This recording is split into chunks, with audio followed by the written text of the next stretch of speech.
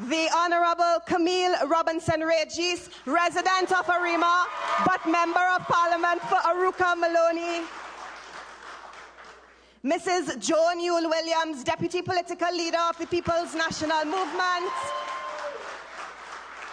Miss Irene Hines, Operations Officer of the PNM, who celebrates 25 years in local government this year. Other officers of the movement, His Worship, the Mayor of the Royal Chartered Borough of Arima, Alderman Cagney Casimir, Ministers of Government, Members of Parliament, Senators, members of the Arima Borough Corporation and other local government practitioners. And I must especially say good evening to you, the beautiful people of Arima. And we say good evening as well to those viewing live on TTT and those viewing on our PNM Facebook page and YouTube channel and those listening on I-95.5 FM. We wish you were here, but we're happy that you have joined us. Ladies and gentlemen, there is a clear attempt to destabilize Trinidad and Tobago by those opposed to the People's National Movement. Ladies and gentlemen, at no time must we in the PNM take that lightly. The PNM, ladies and gentlemen, has always stood for truth, for honesty, and for integrity. Ladies and gentlemen, on PNM platforms, when we gather in our numbers, and thank God we have safely made it through COVID under the leadership of Dr. Rowley, on PNM platforms, when we gather, we tell you what our achievements are and what we intend to do. On a PNM platform, we will not call anybody satanic. I had the misfortune of hearing something over the weekend of some misfit calling our party satanic. Ladies and gentlemen, we must let them know that what is satanic is dragging a coffin across the length and breadth of Trinidad and Tobago, and we in the PNM will not accept that, ladies and gentlemen. We also have a puppeteer behind the opposition leader, and the Express had to hit him one calpit and tell him, get down from that high horse, Quirky. And so, ladies and gentlemen, we in the PNM want to tell Quirky, come down from there, Quirky, and come down from there, Kamla. We're not playing that with you. The PNM is about justice, fairness, and the governance of this country and the treatment of all the people of Trinidad and Tobago. We must let Kamla Persad-Bissassa know that her self-aggrandizement and that her desperate efforts to politicize sensitive issues in this country will not be tolerated, and the PNM will not play political football with her on those matters. And so tonight, ladies and gentlemen, we are happy to connect people, and we are happy to speak the truth to all of you here in Trinidad and Tobago. And we proceed with our meeting. Our first speaker tonight, ladies and gentlemen, holds a very special space in the hearts of our Arima. Her first foray into electoral politics was in 1992. I campaigned with her as a primary school student when she successfully contested the neighboring electoral district of Arima Northeast. In 1995, she was appointed as an opposition senator. From 2000 to 2010, she served as our MP here in Arima. She has previously served as a Trinidad and Tobago ambassador to the United Nations in New York. And we, in Arima, in 2020, re-elected her as our Member of Parliament. She currently serves as the Minister of Planning and Development, and hers is a clear vision for transforming Arima into a smart city. Arima, would you please welcome our Member of Parliament, the Honorable Penelope Beckles-Robinson.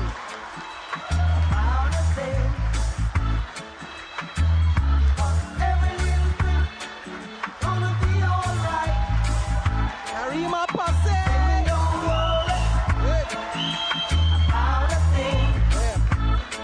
Thank you very much. I have to do like my friend Hines. Yeah, don't worry.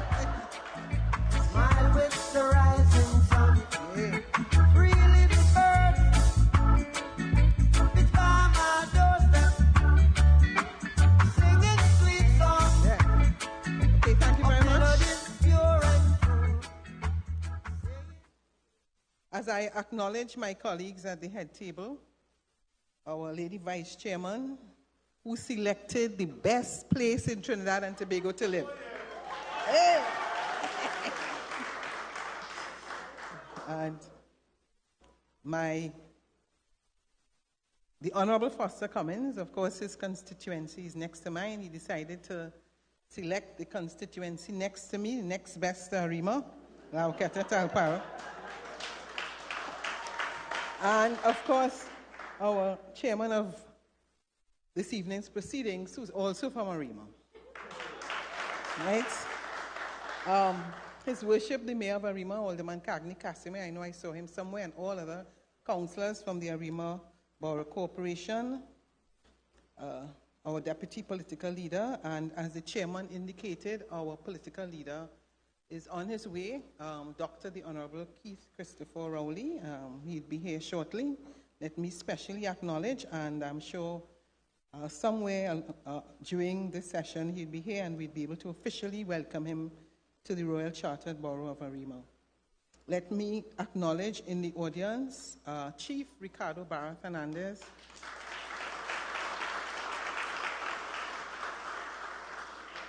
my cabinet colleagues, senators, other chairmen of regional corporation, other mayors, members of the media, viewers online as well as on I-95, and let me, of course, specially acknowledge the people of Mount Pleasant Calvary, and by extension, the beautiful people of the constituency of Arima.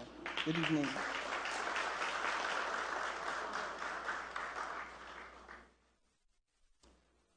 Tonight, we are in a very special constituency and a very special town. Even if I say so myself, Arima, the borough, Arima, the constituency. Some people don't know that Arima, of course, is bounded by constituencies of Lauketa, Talparo, Toko, Sandy Grande, St. Anne's East, Dabadi O'Mara, as well as Lupino Bonnet. I see my colleague here from Lupino Bonnet. So that when you think of Arima, a lot of people don't realize we start all the way in Las Cuevas, and we have those villages of La Follette, Blanchisseuse, Monlaca, Paria. We go all the way to my brother from Toko, Sandy Grande, almost all the way to Valencia, and we bound on the south by Lauketa, and on the west, the Mausica River.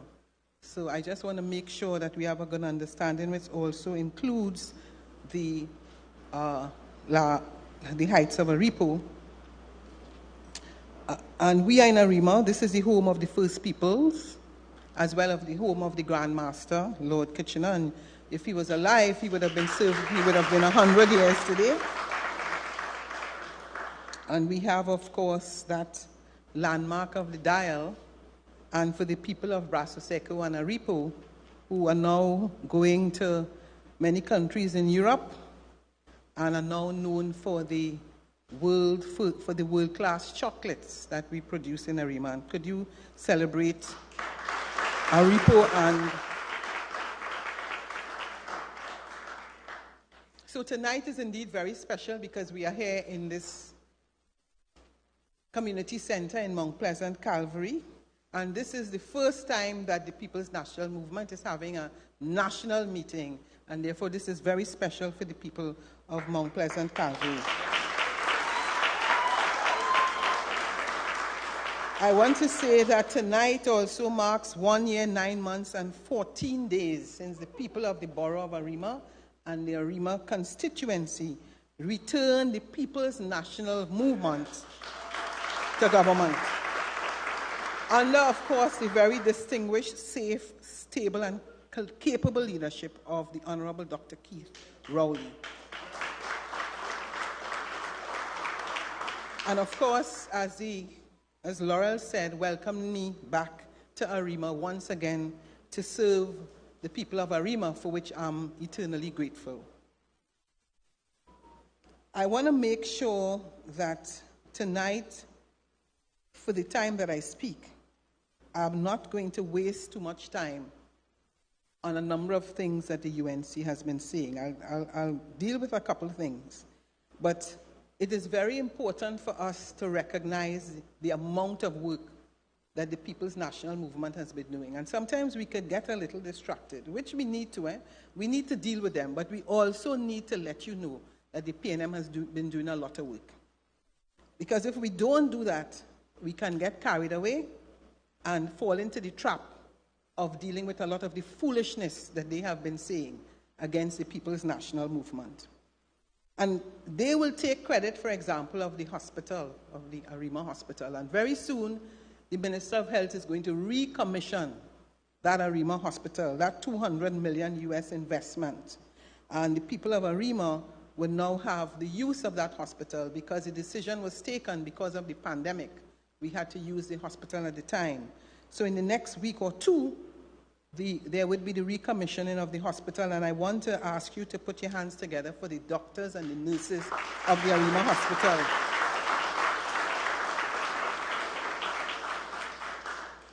Late last year, the Honorable Shamfa Kojo accompanied me to the Arima Community Center, and I see Dr. Bernard here, who has been one of those stalwarts ensuring that the center is operational. And I'm sure you are extremely happy of that model excellence, that community center that was much needed, and it's now open. They would be appointed, a board will be appointed soon, and we will have the benefit of the new spanking Arima Community Center. Now, I see a lot of people here from Calvary and Mount Pleasant, and it's my, of course, and it is my responsibility to say to you that I know you have been experiencing some water issues within recent times.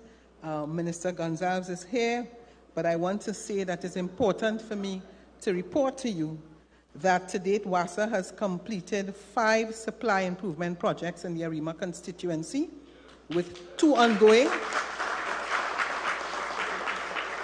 So that you would be aware that we completed the construction and commissioning of the Arima booster to improve levels of service for the residents of Pinto and Santa Rosa, the drilling and commissioning of the Arima well to provide additional water supply along the Hollis transmission system that benefits part of the town of Arima, the drilling and commissioning of the Beckles Lane well to provide 24/7 service and additional water supply to customers, and that is around the old Arima Road, the installation of a 4-inch pipeline in Brasso Seco to provide a first-time supply to 20 households on a 24/7 basis, and the construction of an intake and installation of a 0.7 kilometer of distribution line in Lalaha to benefit households, and they would be having water in that area for the first time.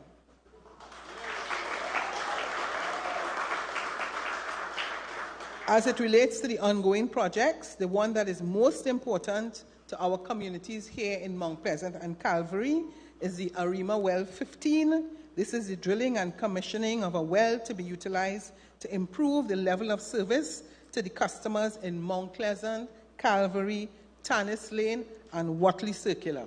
It is expected to be completed in mid-June and expected to improve at least the service to at least 4 days a week. Let us thank and congratulate the Minister.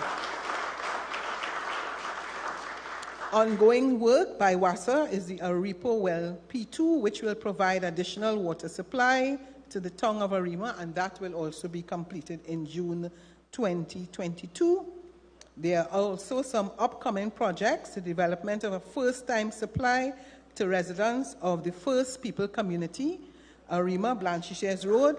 This project, yes, Ricardo, good.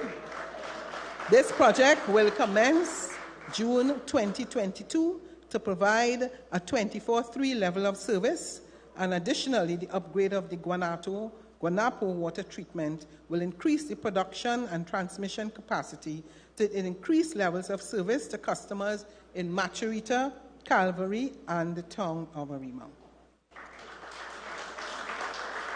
Oh, I know that for Councillor Scott, this has been one of her major concerns, as well as persons in the business community of Arima, and I know Councillor Scott will be much more happy, and I want to say, therefore, to the residents of Calvary Mount Pleasant environs that your council and your MP has been working in your interest.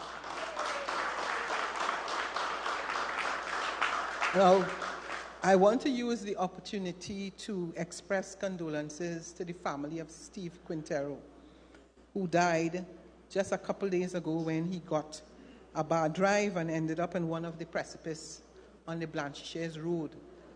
For the people of Arima, the Quintero family, they are a very popular family. They are very well known. Mr. Quintero was well known in Arima. And we really, on behalf of the Prime Minister and all my cabinet colleagues and the entire Arima, we want to express condolences to them. And we understand that some people had to say that, of course, as the government didn't fix the road, you know, somebody gave a bad drive, and as the government gave the bad drive. But the point about it is a life has been lost, and for us, that is our concern. I want to share with the residents who have been concerned about that road, the Blanchisseuse Road, that the Ministry of Works will be commencing some works. It's in an extremely bad condition. Nobody is happy about that. My colleague here too as well from Toko Sandy Grande, you know, we are sister constituencies and there are similar roads in Matlot and other places. I just want you to know that the government is committed. The tenders have been out for at least 2 packages in relation to Arima Blanchisseuse. I had office day recently in Blanchisseuse, and they have started doing some milling, and they have started to do some work there. And the residents, I know you have been extremely patient, and we want to ask you to continue to work with us. And I give you the assurance that the appropriate representation has been made to ensure that those roads are repaired. Everything is not going to be done right away. And I see Councillor Moore is here, Roger Moore is here from that area. I also want to talk to the people of Aripo tonight who have been expressing concerns as well, that is also on the agenda of the Ministry of Works to do works there, together with my recent visit at the Mount Pleasant Road, where there is some erosion. The Ministry of Works also visited there recently. So let me also ask you to acknowledge the work of the Ministry of Works and say to the constituency of Arima that you will see some considerable improvements in the next 2 years. Thank you very much.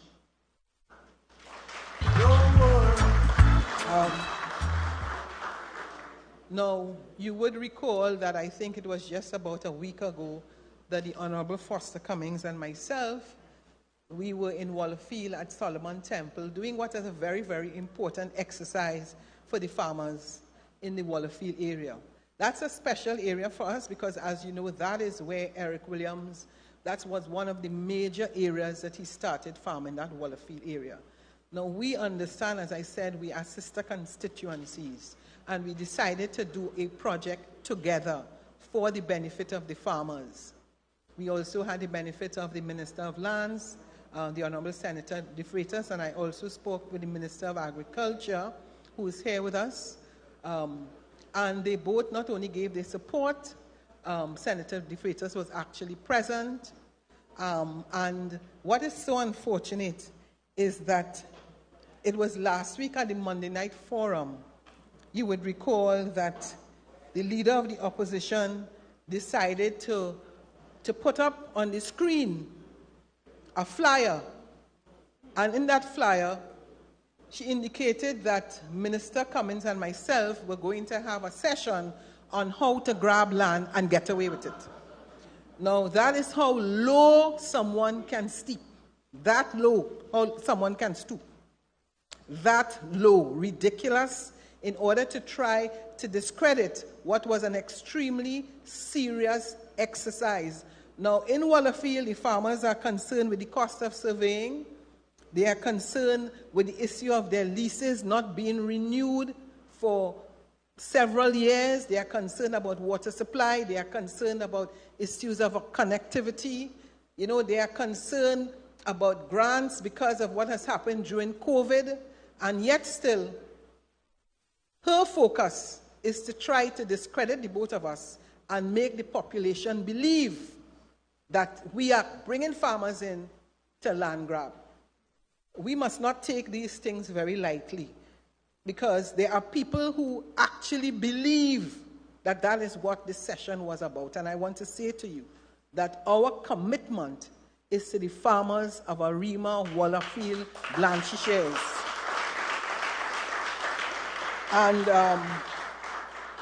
And that's why I say we are not going to get distracted.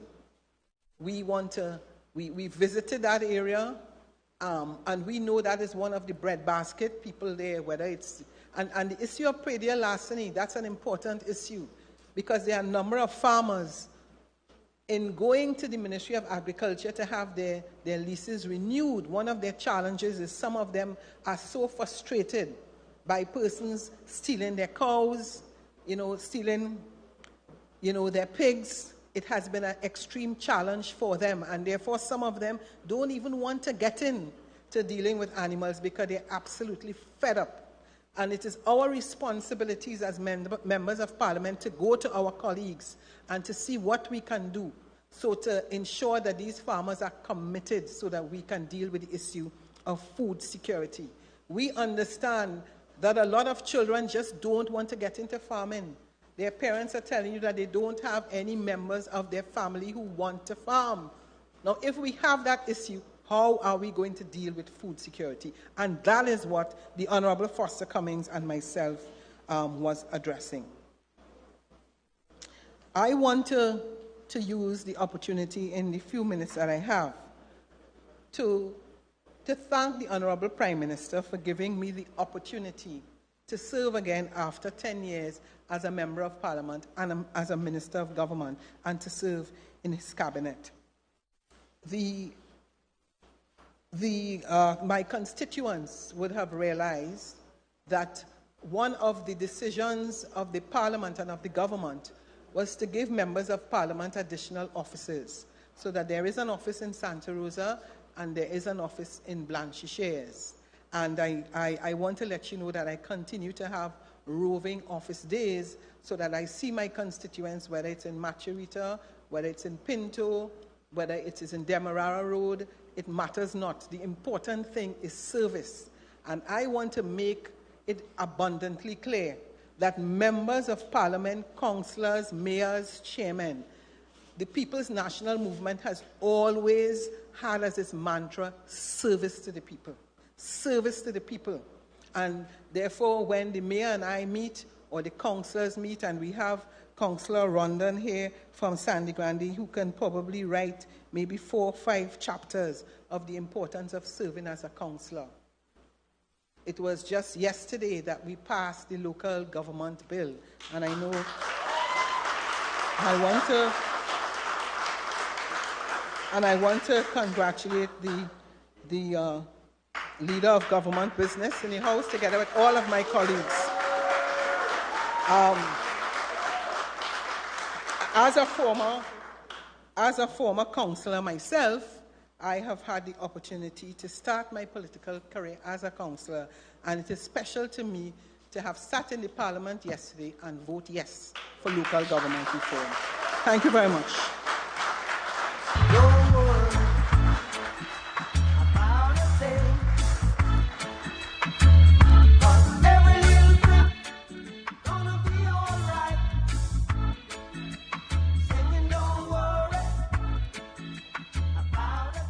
Ladies and gentlemen, is how you report to your constituents and to the nation. That is PNM delivering good governance in Arima and good governance to the people of Trinidad and Tobago. Permit me please to recognize 2 of our deputy political leaders, the Honorable Fitzgerald Hines and Senator the Honorable Rohan Sinanan, who have joined us here in Arima. And so we move on, ladies and gentlemen.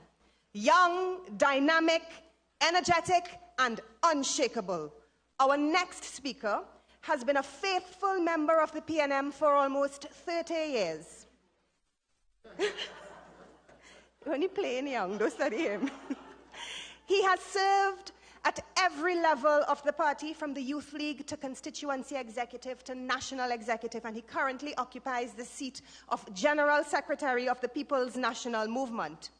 In 2015, he was appointed as a government senator And in 2020, he resoundingly won the Lahoketa Talparo seat on behalf of the People's National Movement. Stop that.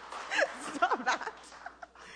He also holds the portfolio of Minister of Youth Development and National Service. And from that seat, he is the driver of a number of critical initiatives designed to make positive interventions in the lives of our nation's youth, something that the opposition is very much opposed to because they don't care about you, and they don't care about the young people. And so here tonight to report to you on his work in his ministry as the Minister of Youth Development and National Service, please welcome the Honorable Foster Cummings. They can't keep a good man down, always keep a smile when they want me to frown. Keep the vibes and I stood my ground. They will never ever take my crown. Oh, Jah bless, I say no man curse. Things getting better when they thought it would be worse. Here comes the officers asking for a search. They found no weapon, just only a draw first. But I'm so solid as a rock, they just can't stop me now.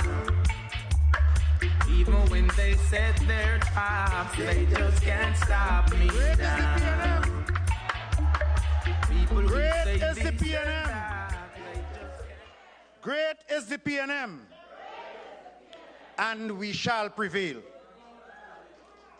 To our esteemed political leader and Prime Minister, who is on his way and will join us shortly, the Honourable Keith Christopher Rowley. Our Lady Vice Chairman and Member of Parliament for Aruka Maloney, the Honourable Camille Robinson Regis. Our Member of Parliament for Arima and Minister of Planning and Development, the Honourable Penelope Beckles. Our child of the PNM, Senator Laurel Lizama Leasing. Our various deputy political leaders who are here, Honourable Joan Yule Williams and Honourable Fitzgerald Hines, and all my cabinet colleagues, ministers of government, officers of the movement, officers of the executive of Arima, His Worship the Mayor of Arima, and all councillors and members of the Arima Borough Council. Welcome to the PNM meeting. Ladies and gentlemen, members of the media, residents of Arima, and citizens of Trinidad and Tobago. It's a very important time in this country when people seem to have forgotten the sins of the UNC and the sins of the partnership and the sins of Alibaba and the 40 thieves, who more than them could thief. But you know, they come Monday after Monday and they want to call everybody thief. I want to remind Trinidad and Tobago that it was during 2010 to 2015 that for the first time we saw a siphon plugged into the Treasury, and these people raped the Treasury consistently for 5 years plus, and now they want to come back. You will have the opportunity in the next 3 years to decide whether you will go with the stable PNM or whether you return to the mayhem of the UNC. And so, I draw your focus and your attention. Ladies and gentlemen, let us please stand and welcome the political leader of the People's National Movement, the Member of Parliament for Liberal Martin West,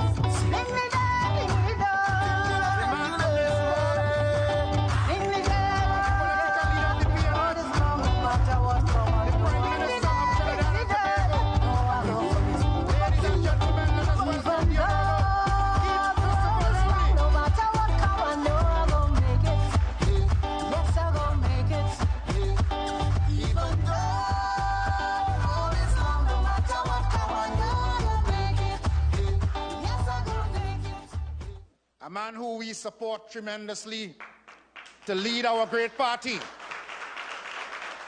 and to continue to lead Trinidad and Tobago for as long as he is willing to.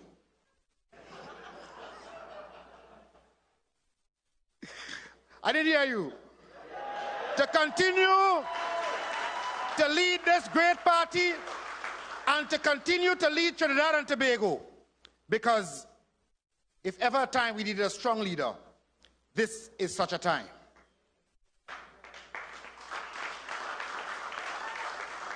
It took a leader with vision, and a leader with courage, and a leader committed and determined to guide our young people to establish a ministry called the Ministry of Youth Development and National Service.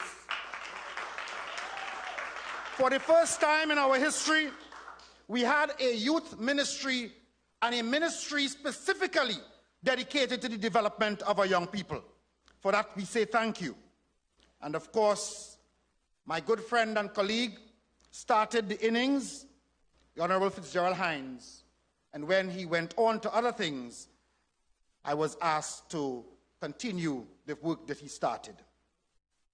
Very soon, we will take legislation to the Parliament for the establishment of a youth development agency in Trinidad and Tobago, ladies and gentlemen.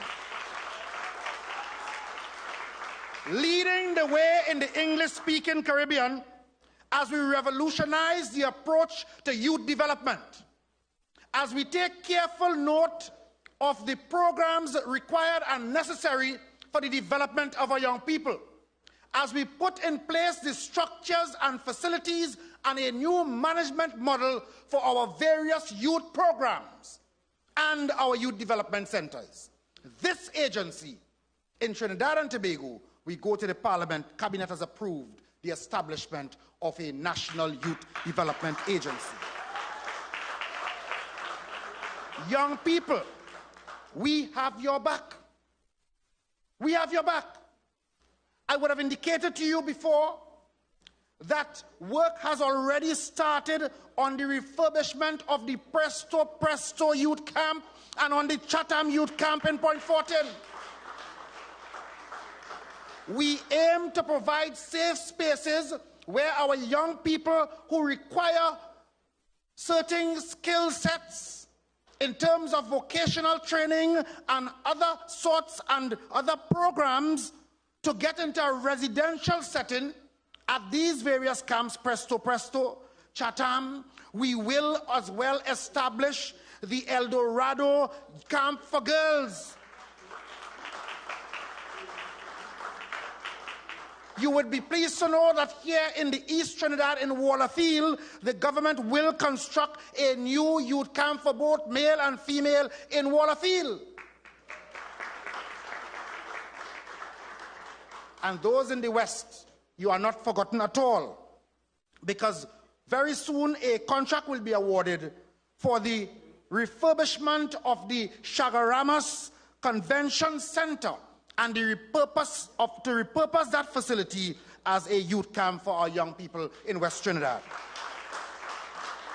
Added to that facility will be 50 acres of agricultural land in the West in Chagaramas for the agricultural component of our facility in West Trinidad, so that all our young people who are interested in agriculture, no matter where you are, whether you are in the West, in the East, in the North, in the South, in Central Trinidad, in Tobago, wherever you are, you will have access to vocational training in a residential or non-residential facility.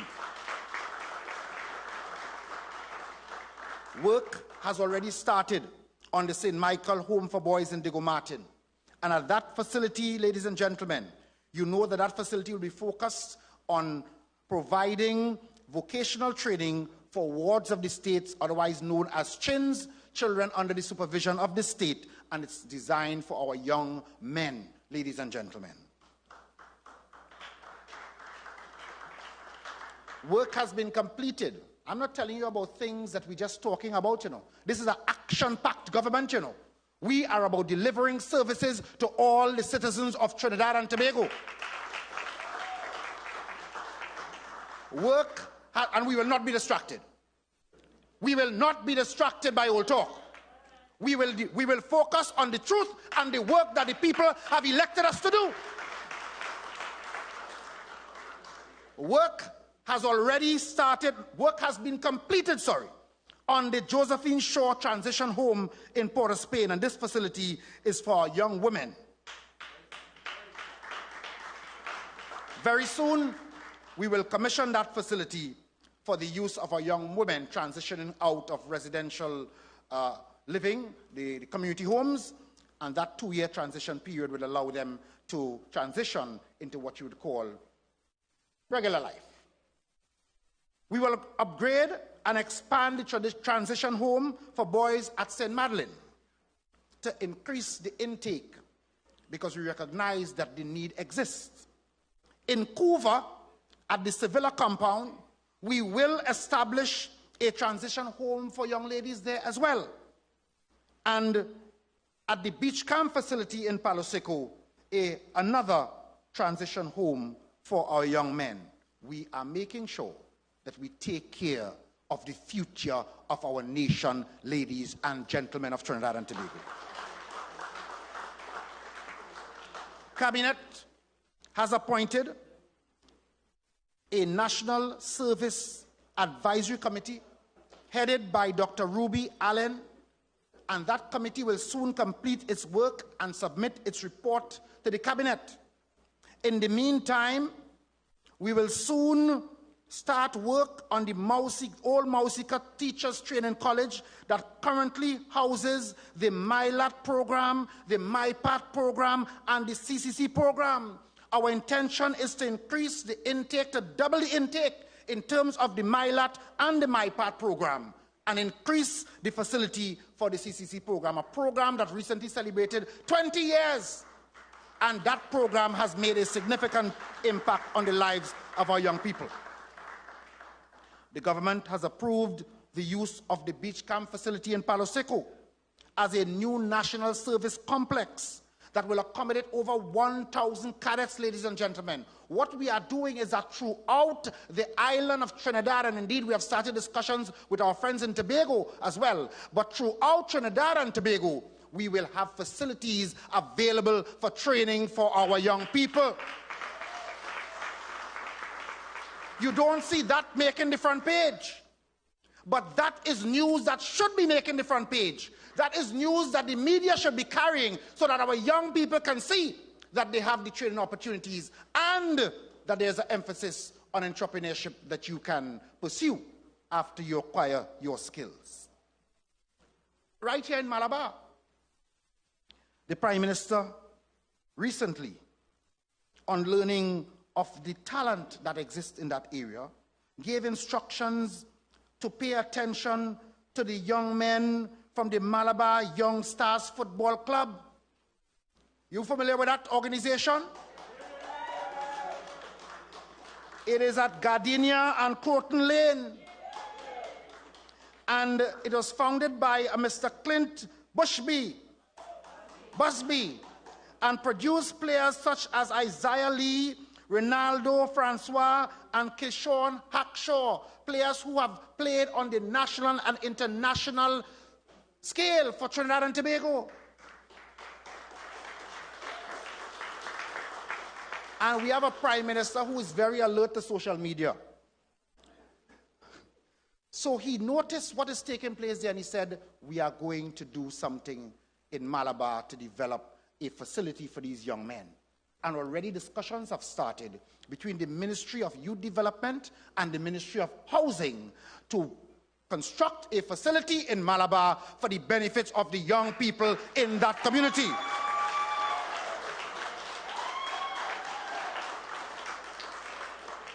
Ladies and gentlemen, I see some excitement taking place in the crowd there. Like we have some people from Malabar in the house. We are very... Are those councillors in the area there? Oh. Councillors from Malabar. That's some good news for you. A gift from your Prime Minister.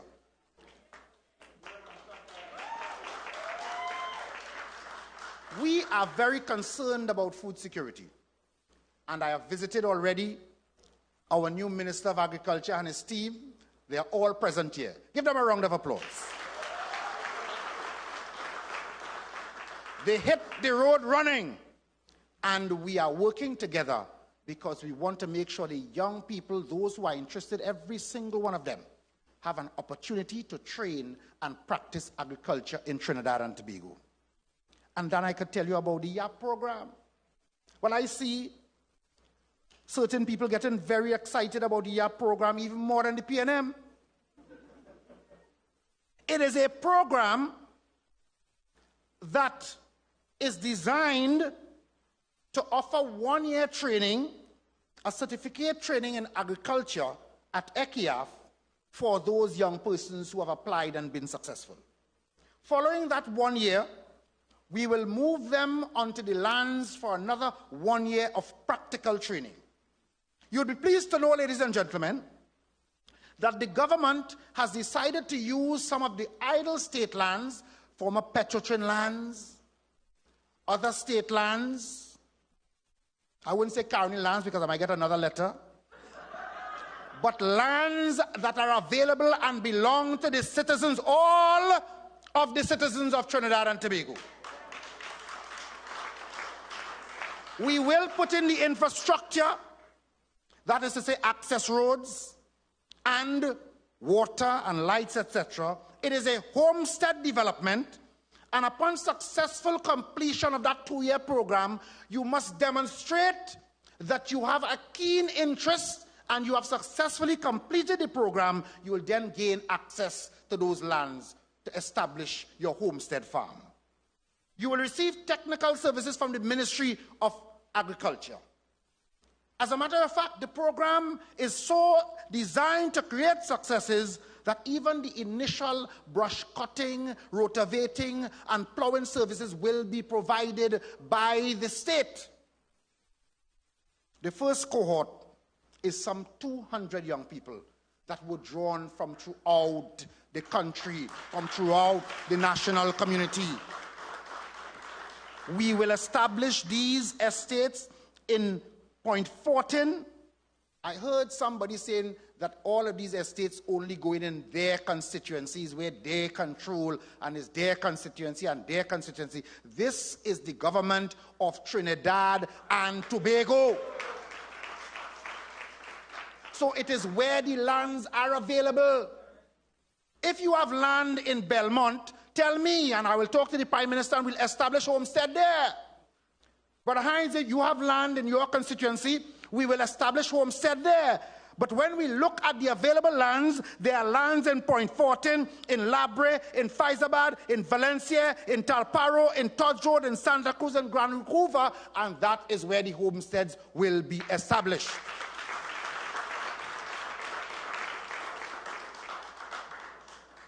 For all the citizens, I today received a legal letter about homestead. And we will reply in due course, but it will not deter us from doing the work that we were elected to do. Because what they expect is, as they attack our policy, we saw the PNM, founded by Eric Williams, continued by George Chambers, 33, back into government by Patrick Manning, Dr. the Honorable Keith Christopher Rowley. We saw in the PNM, so afraid them that we will abandon the young people of Trinidad and Tobago. That will not happen. That and a pink donkey around Woodford Square they will not see. They could talk and they could talk, and we will work and we will work for the benefit of all the citizens of Trinidad and Tobago, ladies and gentlemen.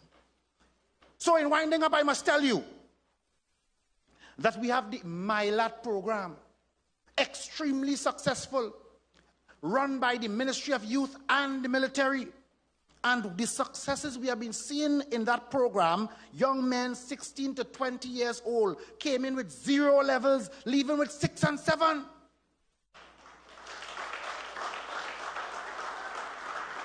So what, as a responsible government, do you think we will do? We will expand it so that we have more successes. We will include the young women in this program because it has been so successful and it is working for young people. The Retiree Adolescent Partnership Program, a program where we have the senior citizens joining with the children from the not the post-primary, the common, not common entrance, what is it again? SEA class, to assist them in their homework and preparation for the examination. We will continue that program. The Amplify program that we will launch this Friday at NESC. That program is designed, that work was started by my colleague. We're now going to put it on stream, Brother Hines, in skilled music producers and arrangers. The All Set program that we launched last week, a heavy equipment program to train our young people in the operation of heavy equipment, excavator, backhoe, skid, steer, forklift, as we prepare them for the place of work. And therefore, ladies and gentlemen, we will continue these development programs. There's so much for me to tell you, but tonight my time is limited. So I will continue to speak to you through other forum to explain to you the work that the government is doing for the young people of Trinidad and Tobago. Our non-residential centers to be established throughout the island. We're going to be coming to you. We're going to be establishing these non-residential centers. One is to be established in Toko Sandy Grande. We are to establish and expand the one at Laventille.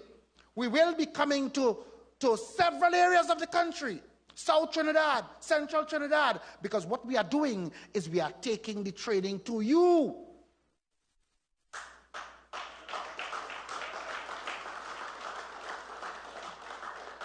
And tonight, I want to tell you that if you're serious about the development of Trinidad and Tobago, don't be distracted by the old talk, you know. Place your confidence in the PNM, because the PNM has worked for you. Place your confidence in this Prime Minister, the Honorable Keith Christopher Rowley, and this cabinet of serious men and women. We're not about Bacchanal and Kankata. We are about the development of this country. So that we will all be able to say, great is the PNM. Great is the PNM. Great is the PNM. And we shall prevail. Thank you, ladies and gentlemen.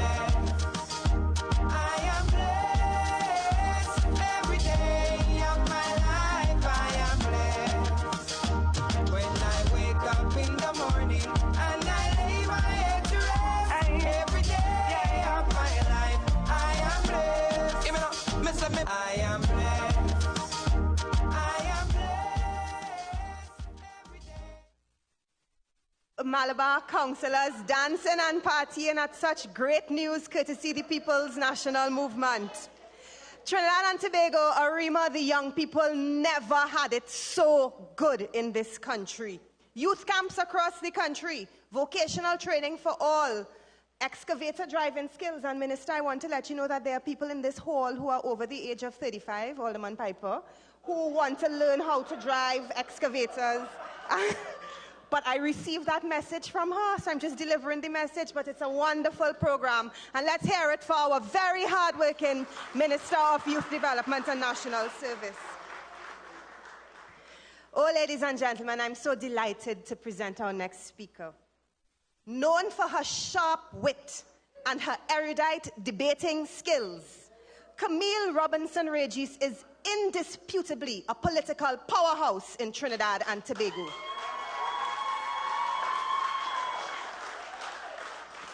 She leads the PNM's Women's League with finesse, with passion, and with integrity. Similarly, she leads the government bench in the House of Representatives with vigor, with decency, and with a determination to uphold the Constitution and the law in the interest of all citizens of Trinidad and Tobago. She, ladies and gentlemen, is the Minister of Housing and Development, and since 2015, she has served as the Member of Parliament for the constituency of Aruka Maloney.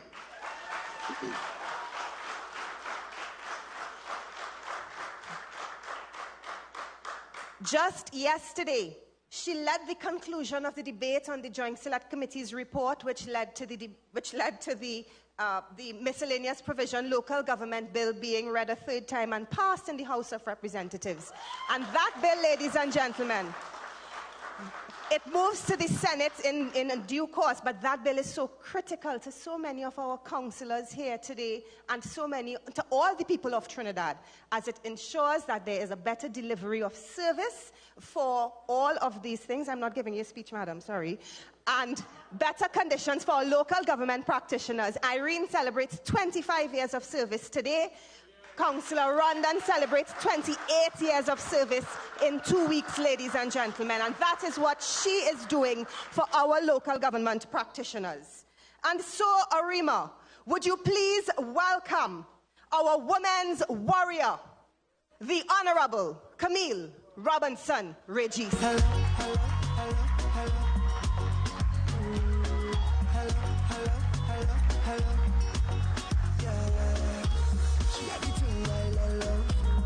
She from I don't know. Rock she waist and go low. Up the place like a dojo. Hello, hello, hello, hello. Hello, hello, hello, hello.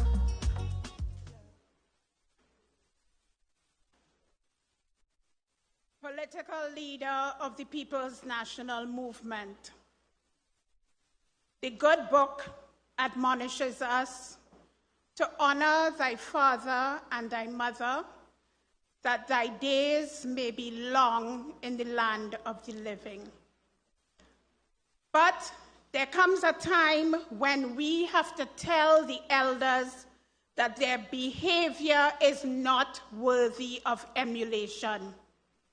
There comes a time when we have to tell the elders, and particularly those who have served this country, in whatever capacity, that the road that you are traveling could lead to your perdition.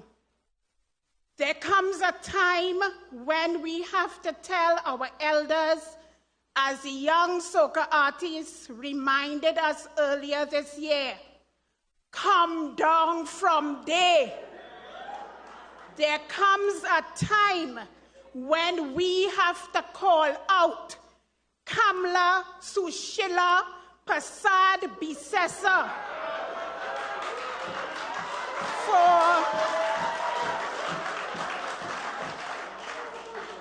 for the cowardly, deceptive, dishonest, disingenuous individual that she takes revel and takes time in being, and that time is now. Kamla Sushila Prasad Bisesa. I don't care if I am WPC, but I am also LOTH. I am also LVC. And I am also here to tell you, come down from there tonight. We have to do that, ladies and gentlemen, because she is trying to rewrite history. They are attempting to construct their own truth. They are engaging in all manner of semantics to absolve themselves from blame. But I am saying that they are only digging deeper holes for themselves. You, Kamla Sushila Prasad Bisesa, you are the leader and ringleader of a party that would lie, steal, and do anything unholy for political power. And you mean to tell us in Trinidad and Tobago, we know you, that you have all this sordid information about the PNM and its membership, and you're not using it against us? You have all this information about us being pedophiles, and you not using it against us? Kamala, stop talking horse manure. Kamala, you tried through Vanilla Allen Toppin to accuse our beloved Prime Minister and his father of disgusting acts. Your party tried to accuse Mr. Manning of having a child whilst he was married, even going so far as to purchase plane tickets for their so-called mother and child. All lies. Kamala, we have not forgotten you or your party, and we know that you would go to any length to try to destroy the PNM. But better than you have tried that, and the PNM is still here after 66 years.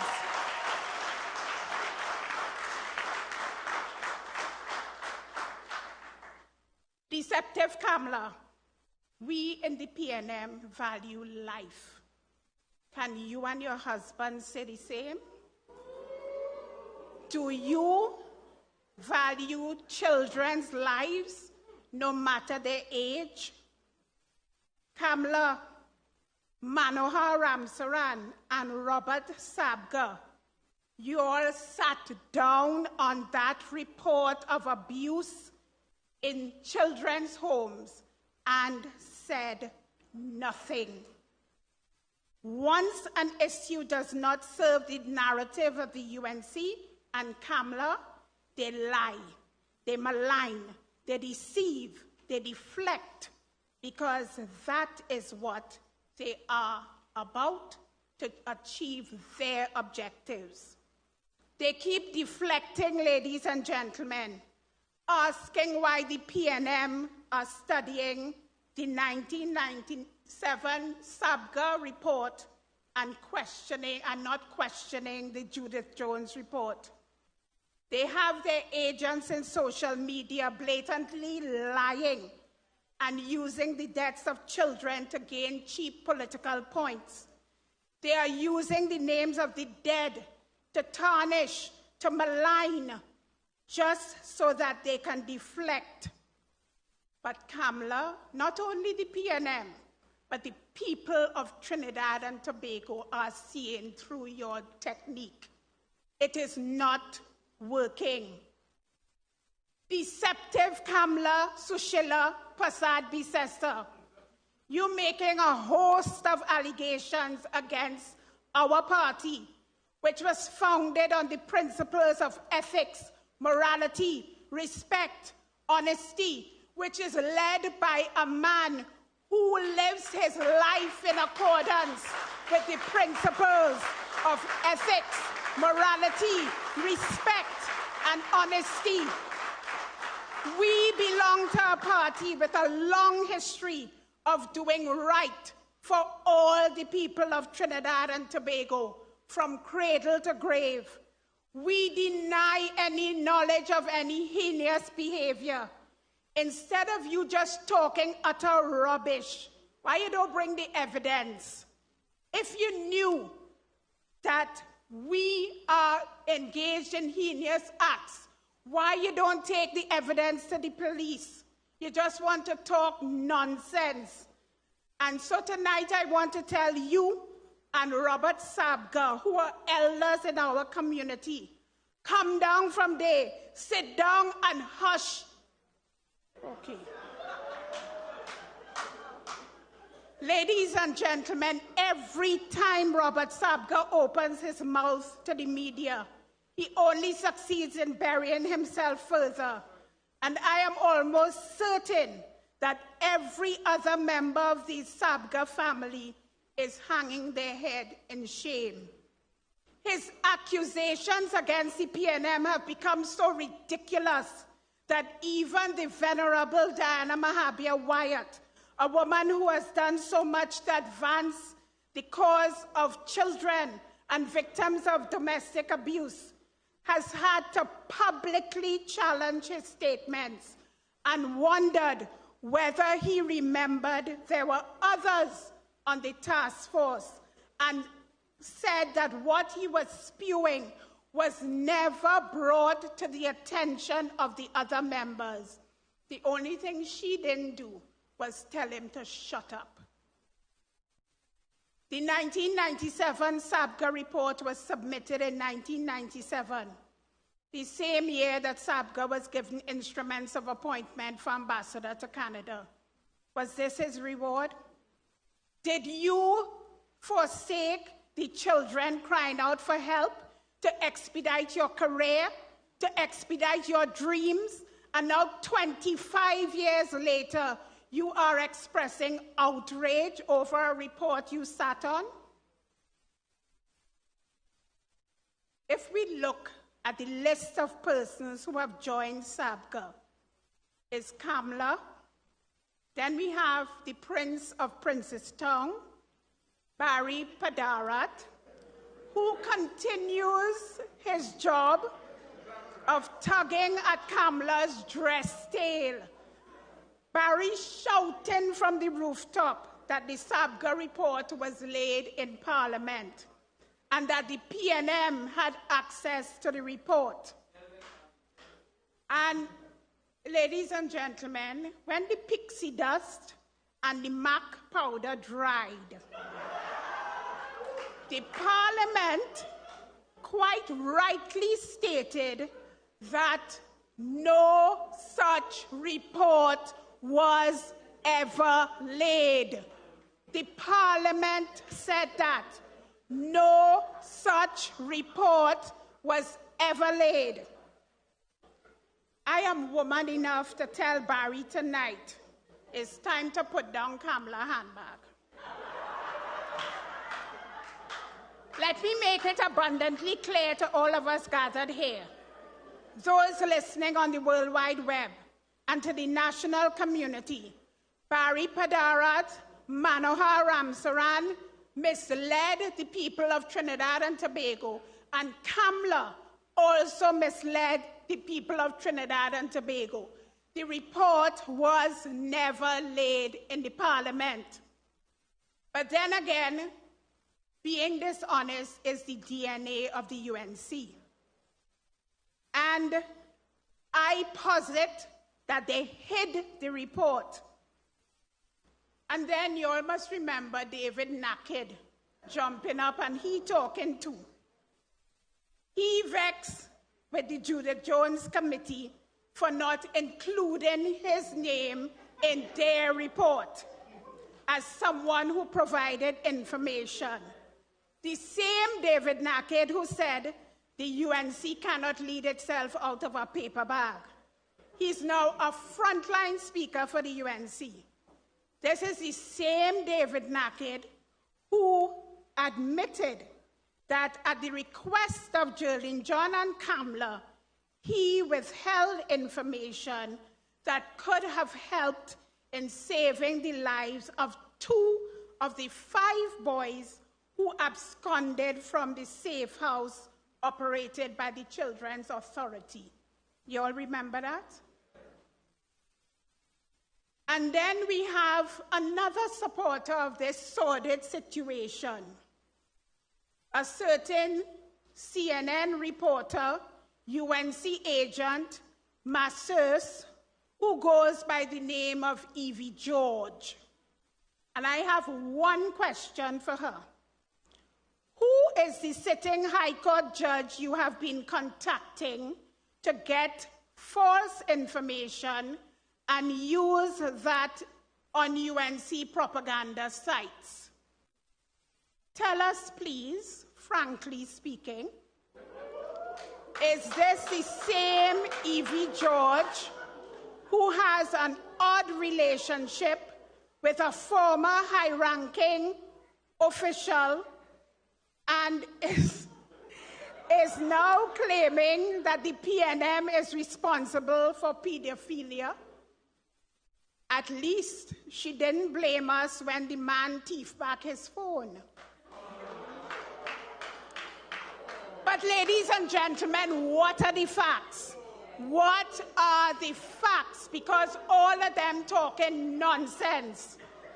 The cabinet of 1997 led by then Prime Minister Bastio Pandey, appointed a committee chaired by Robert Sabga to investigate allegations of abuse and neglect at children's homes in Trinidad and Tobago. The cabinet at that time is quite instructive, and with the permission of the cabinet or the Prime Minister, I have some of the cabinet notes here, and you all know that cabinet information is secret, but I do have information that I will share with you. The composition of the cabinet at the time is instructive. The cabinet listing for the period 1997 to 2000 includes the names of Kamla Sushila Prasad Bisesa as the Minister of Legal Affairs, Wade Mark as the Minister of Public Administration and Information, Ralph Maraj as the Minister of Foreign Affairs, Ramesh Lawrence Maraj as the Attorney General, Brigadier Joseph Theodore as the Minister of National Security. And the cabinet decision that was taken after the report came to the cabinet said, the contents, and I'm quoting, the contents of the report of the task force appointed to review the operations of children's homes and institutions in Trinidad and Tobago were made available to the cabinet. That investigations, and it was agreed that investigations by the task force have revealed that approximately 27 children's homes of varying sizes were known to be operating in Trinidad and Tobago, of which 10 were visited by the task force, and recommendations in respect thereof were set out in the executive summary of the report. The recommendations of the task force, and I'm paraphrasing, were that there should be licensing of homes, inspection of homes, investigations into the subventions, the development of a child care plan.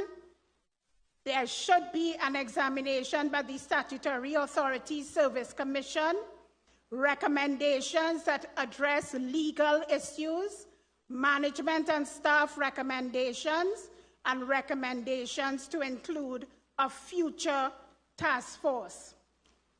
It also said that the comments of the Attorney General and the Minister of National Security on the legal issues raised in the report should be examined. It also said, Cabinet referred for the consideration of the Minister of Public Administration and Information, Wade Mark, the recommendation of the Minister of Social Development that the Statutory Authorities Service Commission terminate the services of certain members of staff. Ladies and gentlemen, nothing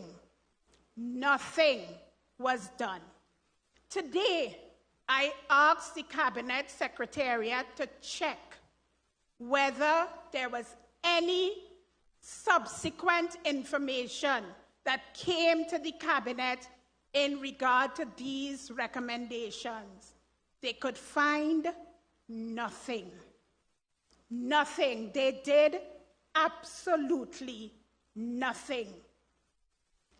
The tears of every child that has been spilled since that report is on the hands of that cabinet, who did nothing, absolutely nothing, to protect them.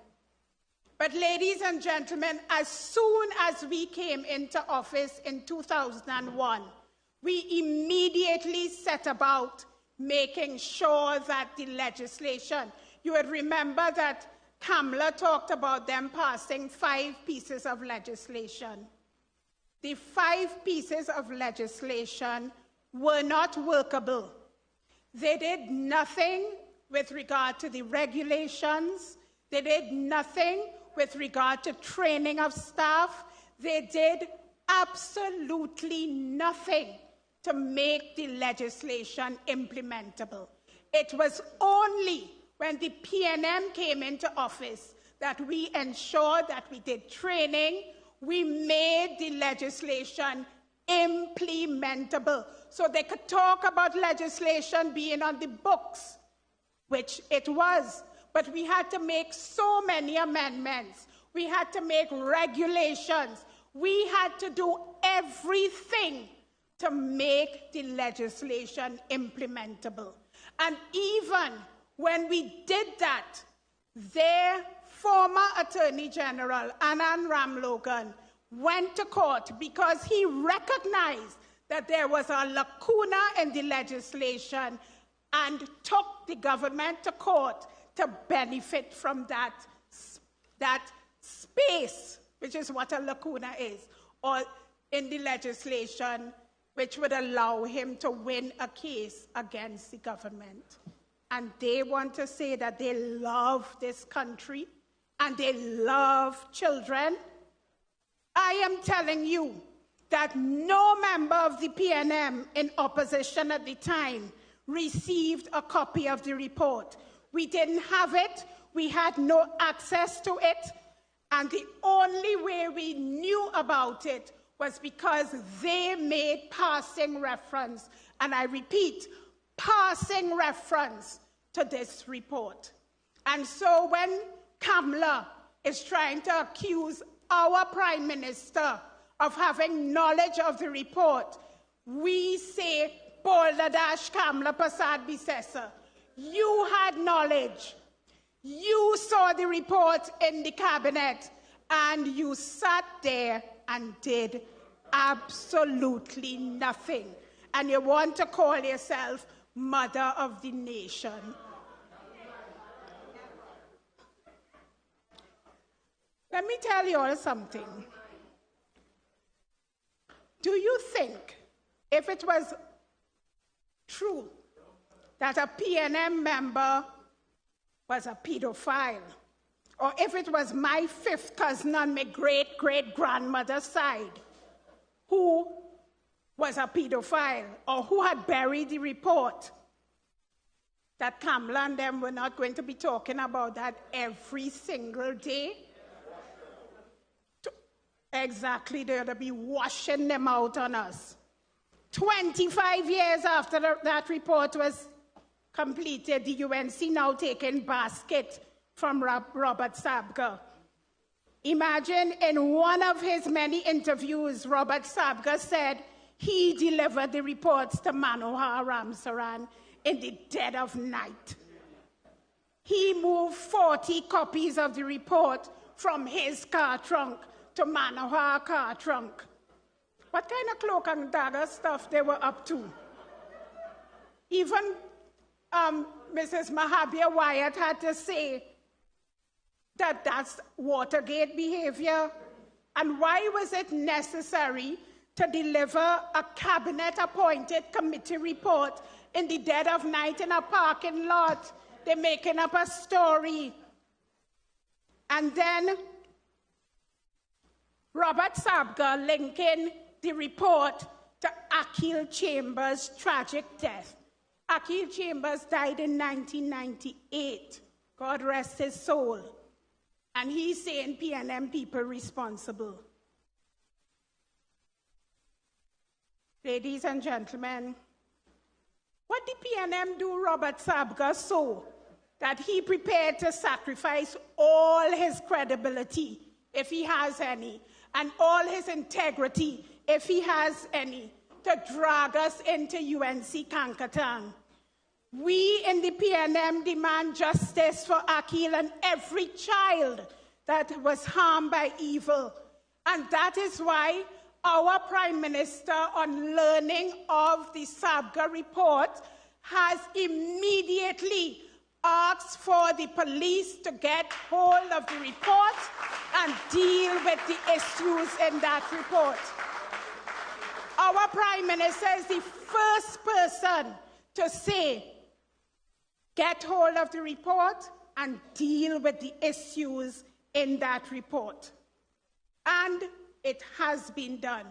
And they say now that they gave the report to Hilton Guy.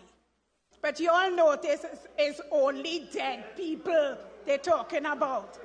Kamla and the UNC like Kobo. They're only looking for dead. What is going on with them?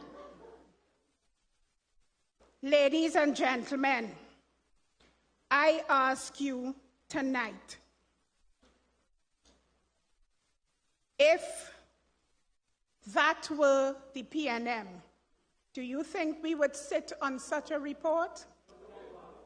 We commissioned the Judith Jones report, and as soon as the Children's Authority had sight of it, the Prime Minister and the Cabinet insisted that it be laid in the Parliament of Trinidad and Tobago, and it was done. The Prime Minister has also said, if there is any malfeasance, the police must deal with it, and that is being done. The truth is, ladies and gentlemen, that Kamla is always and has always been obsessed with the PNM, and I dare say she is obsessed with our political leader.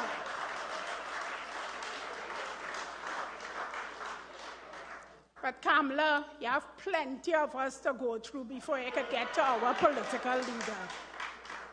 Imagine Kamla talking about pedophilia and a pedophile ring when we understand that when we were amending the Marriage Act, Kamla swore in 2 pundits in the Senate to protest the abolition of child marriages. Kamla, we're not forgetting you. We remember all of that.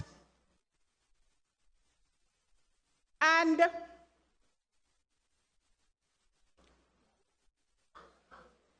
between 1996 and 2016, the Registrar General recorded 3,478 child marriages.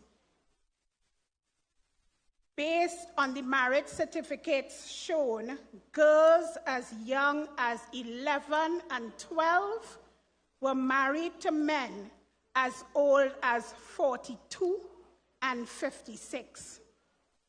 And cowardly Kamla, Sushila Prasad Pisesa, always crying that she is a mother, a grandmother, a sister, a daughter, and she was supporting that. Kamla, you really expect us to believe that you care about children when you did nothing about the SABGA report?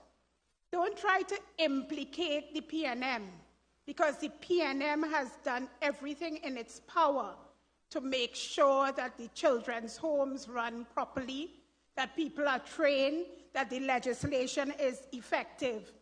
You are accusing us of such disgusting and distasteful acts, and we understand you know a whole lot about human trafficking and prostitution and have done nothing about it. Imagine you have a young lady now in Parliament who just have to hear Fitzgerald Hines use the word skimpy, bare, naked, or even the word truth, and she automatically feels Fitz talking about her. We belong to a party with a long and distinguished history of doing right by the people of Trinidad and Tobago. And it crawls my blood and the blood of all of us here when we hear you talk about our party like that. Instead of you just talking such disgusting rubbish, I say to you again, bring the evidence. Bring the evidence.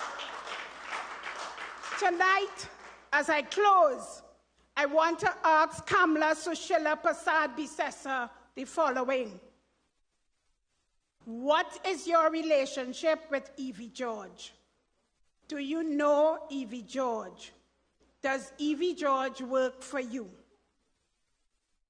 Are you aware that on September 21st, 2015, Evie George made a report to the Valencia police station at 3 p.m. and reported threats to have her killed by persons known and affiliated with the UNC hierarchy? And you all feel I am WPC and joke? I have it here. And after I finish with Kamla, I want a promotion, When Evie George told you about these threats, what did you do, Kamla?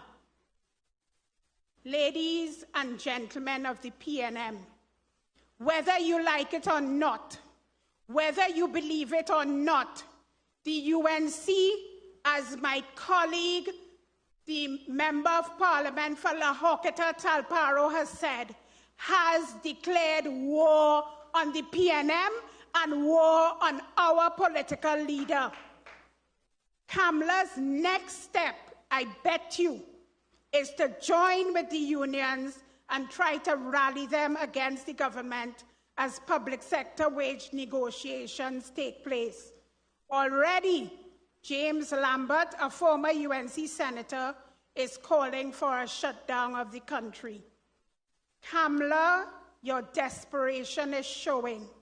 You are trying to cling to the last vestiges of control and power in the UNC. And therefore, we expect to see more brazen attacks against the PNM. So we know you have gotten tired of calling Faris's name. So now you're calling Foster's name. Kamla, we want to tell you, we want you to stay in charge. We want you to stay more than the opposition bench wants you to stay. Because once you're there, the PNM there forever. The only thing we want to ensure is that you don't drag us in the muck that you wallow in. And ladies and gentlemen of the PNM, there can be only one response. We will fight fire with fire. We will face them toe to toe. We will defend our political leader in the morning, noon, and night. And in the end, we know that we will be victorious because great is the PNM. Great is the PNM. Great is the PNM. And we shall prevail. Thank you. Hello, hello, hello, hello. Hello, hello, hello, hello.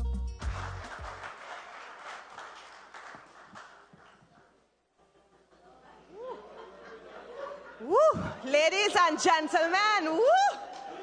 Those are the irrefutable and undisputable facts, ladies and gentlemen. Those are the facts as identified by our party's Lady Vice Chairman. And so we know that nothing that comes out of the mouth of Kamla Prasad Bisesa is to be taken. Kamla Shoo. Kamla Shoo. Kamla Shoo. Kamla Shoo. Nothing coming out of Kamla Shoo is to be taken as truth or as fact. And her notorious misdeeds and deception will ensure that she never traverses the corridor of power in Trinidad and Tobago again. Ladies and gentlemen, please briefly permit me to recognize the Minority Leader of the Tobago House of Assembly, Assemblyman Kelvin Morris.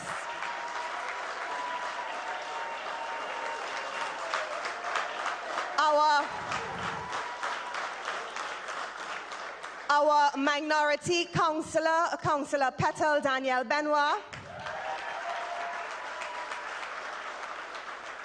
Our Tobago Senator, Senator Lawrence Hislop.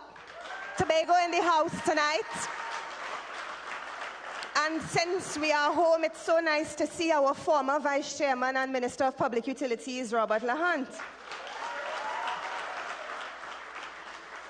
And so, ladies and gentlemen, we have reached the climax. Well, we thought, but we reached the climax of the meeting, ladies and gentlemen. And so I have a few questions for you, and I want you to give me the answer. Who has taken us safely through an unprecedented pandemic? Who has managed our country through great economic challenges? Who has done the most with the least? Who is determined to ensure that food security is a priority for Trinidad and Tobago? Who has prioritized young people in Trinidad and Tobago?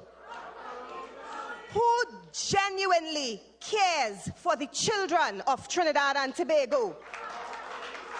Who is the driver of Vision 2030? Who is our leader phenomenal? And who is the right leader at the right time?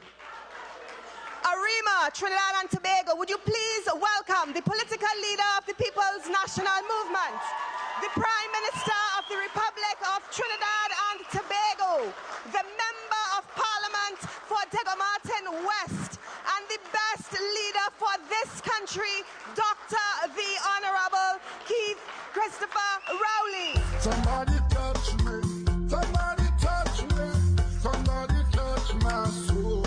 Yeah. Somebody touch me, pray to me, Jesus, somebody touch my soul. Somebody touch me, somebody touch me, somebody touch my soul. While I was praying, pray to me, Jesus, somebody touch my soul. Life's too sweet, I can't complain. The only constant is the change, and we go touch the road again.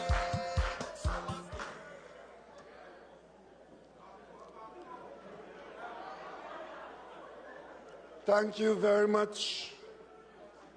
Calvary, famous name. Arima, famous name. Thank you very much, Laurel. Permit me tonight to acknowledge my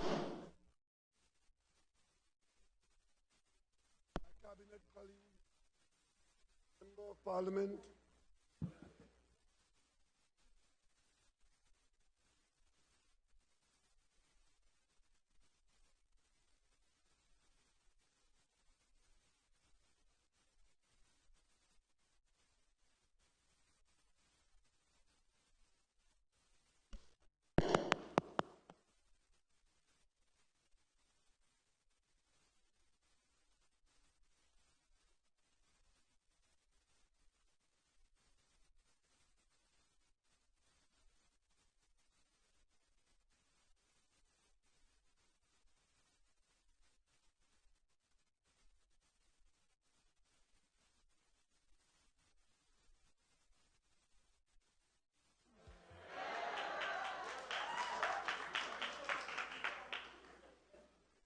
well, ladies and gentlemen, we are in Calvary in Arima, and I'm very pleased to be here, and I was just about to acknowledge my cabinet colleagues, the Member of Parliament for Rukin Maloney, Minister of Housing,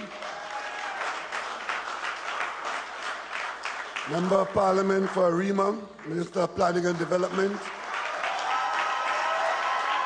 Member of Parliament for Talparo, Minister of Youth Development, and of course, your very own Senator.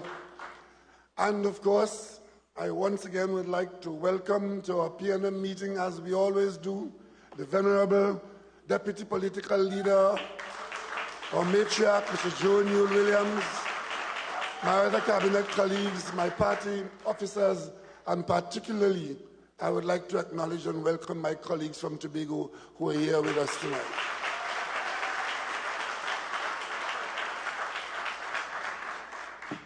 Ladies and gentlemen, citizens of Trinidad and Tobago, particularly members of the media who are here with us tonight, I want to recommit and to identify one of the founding pillars of the PNM when this party was formed in 1956. And that was the principle of morality in public affairs.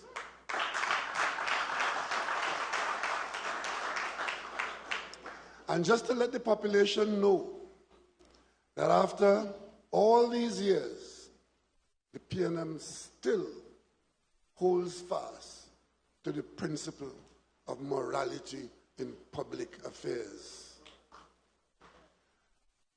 From time to time, there may be human failings. But when that occurs, we hold on to the principle of morality in public affairs. And that is why I just want to point out to the population of Trinidad and Tobago tonight that the opposition leader is desperate and angry. And she's on a mission to try to prove to the country that all of us are the same. We are not. The PNM subscribes to, aspires to, and holds fast to the principle of morality in public affairs.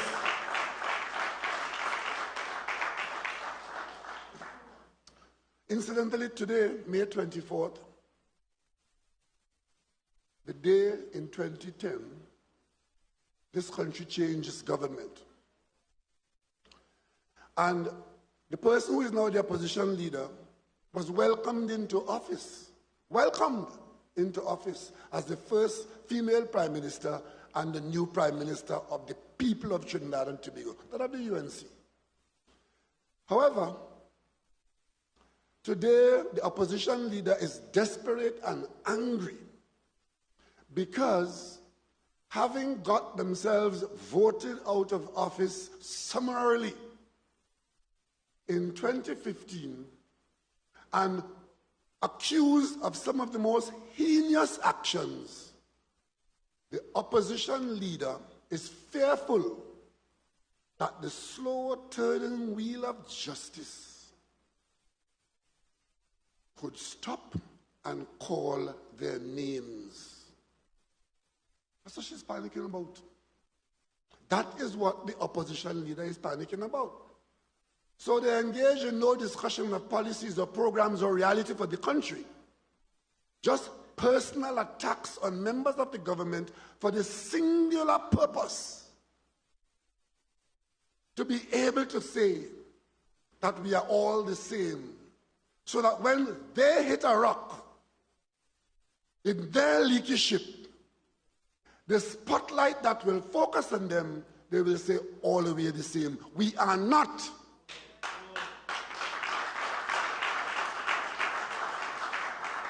The opposition leader knows that a significant number of her members and associates have not allegations, have serious difficulty with the law in Trinidad and Tobago. You have one attorney general before the court. You're on bail. He is the advisor while you're on bail. Another one close, also on bail. Police seriously talking to a number of them. So what they're trying to do is to give the impression, well, since they could not live out the fact that, you remember the story? Nothing happening. 2 weeks ago, I think it was, a high-priced lawyer, a specialist investigator, who was sworn in as a SRP in the police service in Trinidad and Tobago to pursue white-collar crime, came to Trinidad and Tobago to continue her work with the police. And there was panic in the UNC camp. They'd gone on platform shouting the woman's name and accusing the government of spending money as if you could catch thief without money. Absolute panic. And we just said to them, the government of Trinidad and Tobago is committed to eradicating white-collar criminal conduct in the corridors of power in Trinidad and Tobago, and will follow the evidence wherever it takes us.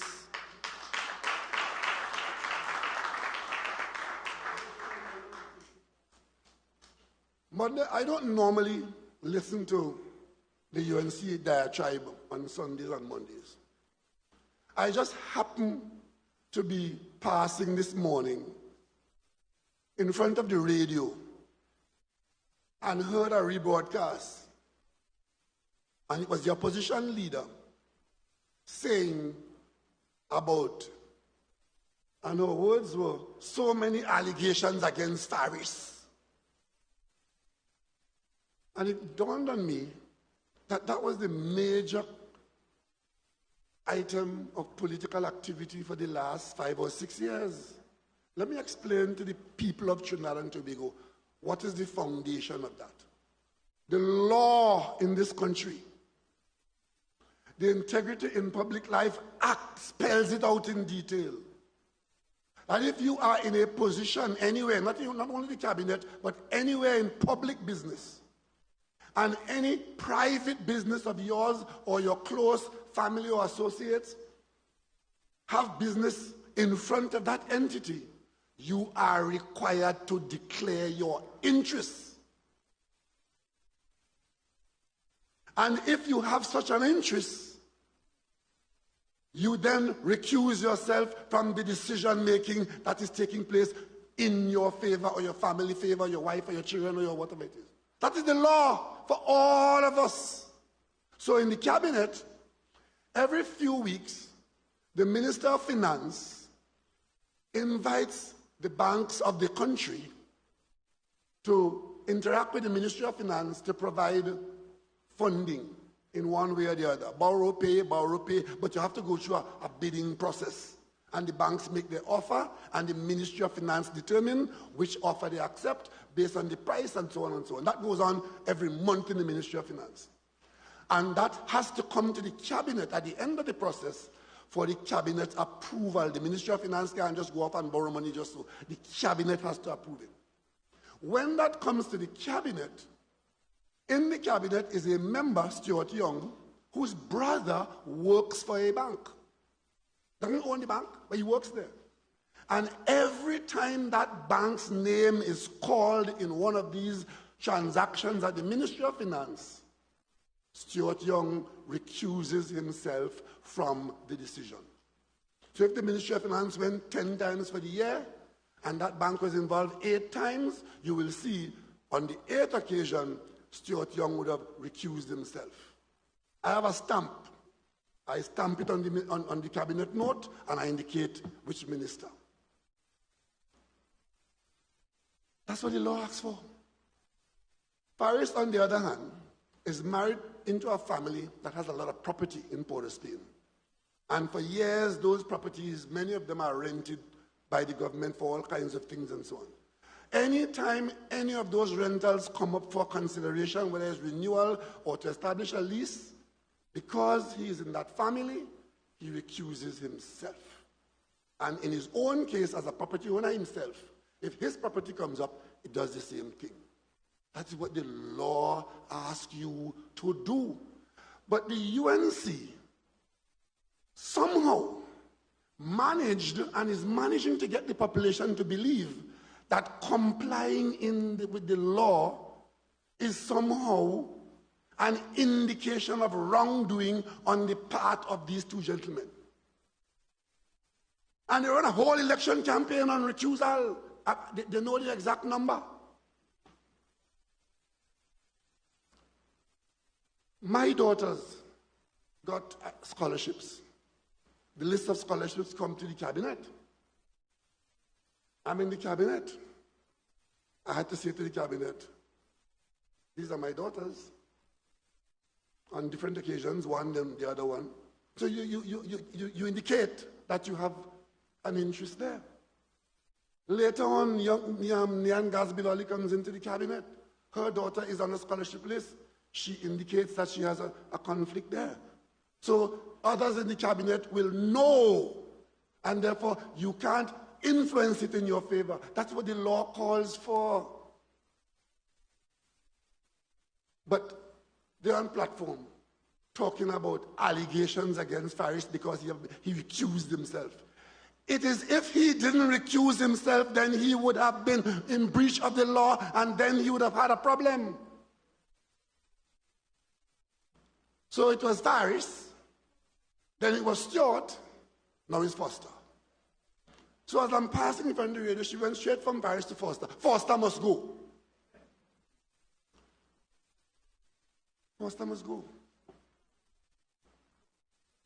And the Prime Minister is accused of doing nothing. These are her words.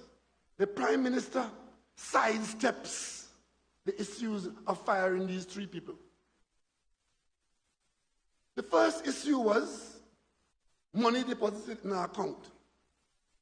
Money deposited into an account of a credit union. Okay, that's a fact. And of course, if money is deposited and the government watching agency sees money is deposited and want to know what is the meaning of this, they go and ask questions about it. That's the law. And since they raise it on platform with allegations of fact and calling for resignation, I asked the minister, what is this about? Bring me the evidence of your involvement here. And he does so, and he brings it to me, and I look at it, and I realize once again, Kamla Prasad Bisesa is making a horse's rear end of herself. Nothing for me to do. Then that didn't stick. 2 years later, it's again another one. He has 3 pieces of HTC land that he has grabbed. I said, what is this about? Let me see. Comes, fact. Bought 1 from HTC, bought 2 from people who own HTC houses that belong to them. 1 plus 2 is 3. He must go. He must go because Kamla says so. Because she says so. But I simply want to tell you all the hypocrisy drips like green bile, you know. That is the same leader who was leader of the UNC. When the chairman of the Mayaro Corporation was charged, arrested, and charged for bribery. What did she do? Charged. Not allegation, you know. Whole night last night, if this is that, and if this is that, and if this is that, if you were an honest woman, you wouldn't be talking about you. If. Well, if you don't know, then just come down and shut up. Everything is if. You have scandalized the man's name, you have misled the country, and still talking about if. If means you don't know that it is so. And then demanding that I act based on your if. And accusing me of sidestepping, and what is worse, in Tobago we call it concorsa. She is the big defender of Marlene, accusing me of abandoning Marlene after all that Marlene do for me and all the hard work Marlene did in the parliament. Mr. Kamla Prasad Bisesa, stay the hell out of PNM business.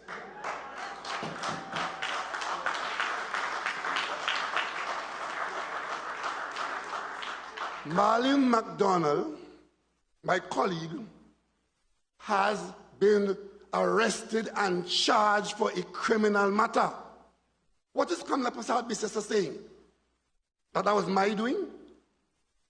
An officer, a member of my party, is charged for a criminal matter, and she's accusing me of abandoning Mali, the only person who I allow. Apparently I was supposed to go and take away Mali from the police. Our support for Marlene is that she's innocent until proven guilty and she will get her day in court. How that become a UNC matter? How? But let me tell you something.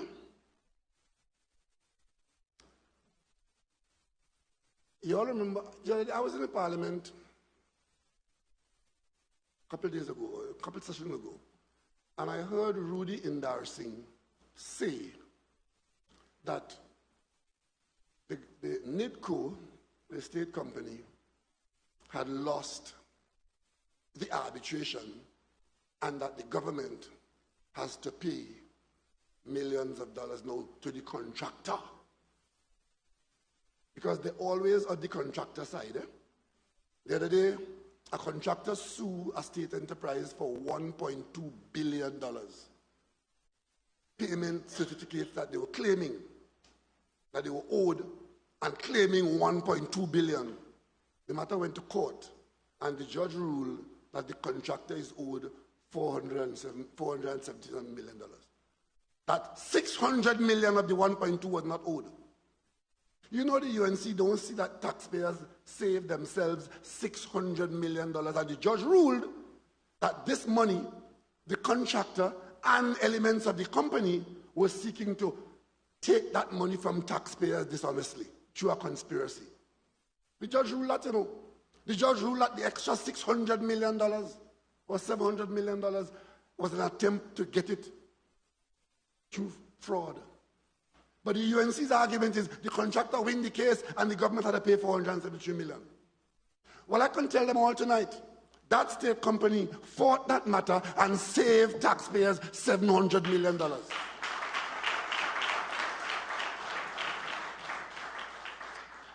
I've been telling you all for years that the UNC did something which I don't think any other government has done. After they awarded the contract to Point Fortin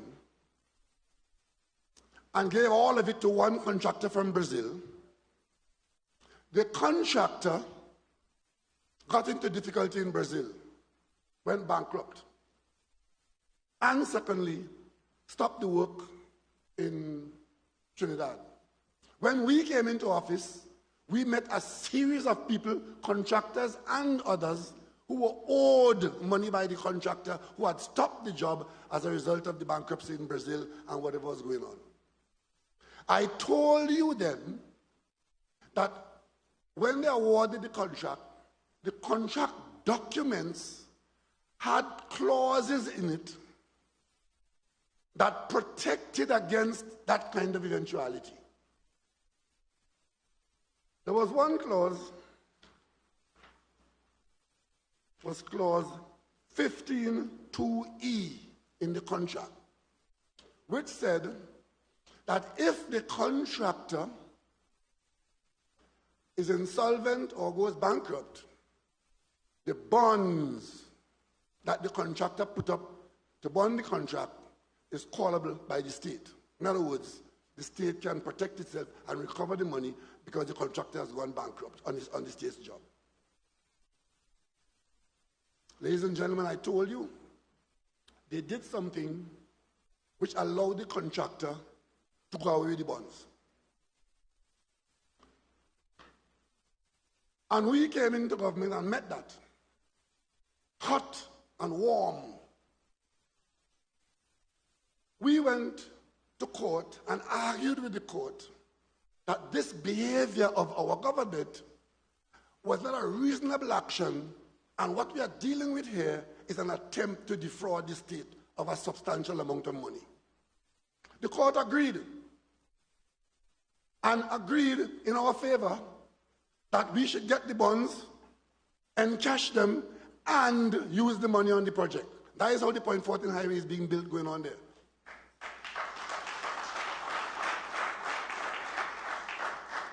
But I also told you that the contractor is not lying over and play dead. The contractor is going to go to arbitration.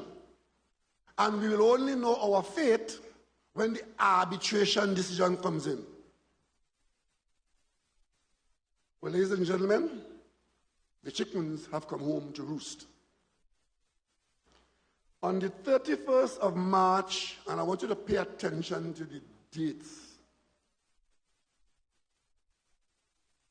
confirmed by the arbitrator in the arbitration, on the 31st of March 2015, OAS was insolvent under the laws of Trinidad and Tobago and Brazil. Who was in government in this country on the 31st of March 2015? And the election was in September 2015. So here it is. The contractor, by public information, because all of us knew OAS went bankrupt for corruption in Brazil. March, the contractor goes bankrupt. March, so April, May, June, July, August, the UNC under Kamla Sushila, is it? Did absolutely nothing to protect the public money. But there's a clause in there that says, if the contractor is bankrupt, that money belongs to the people of Trinidad and Tobago. They were not only content to do nothing. Let me read for you what the arbitrator has now said.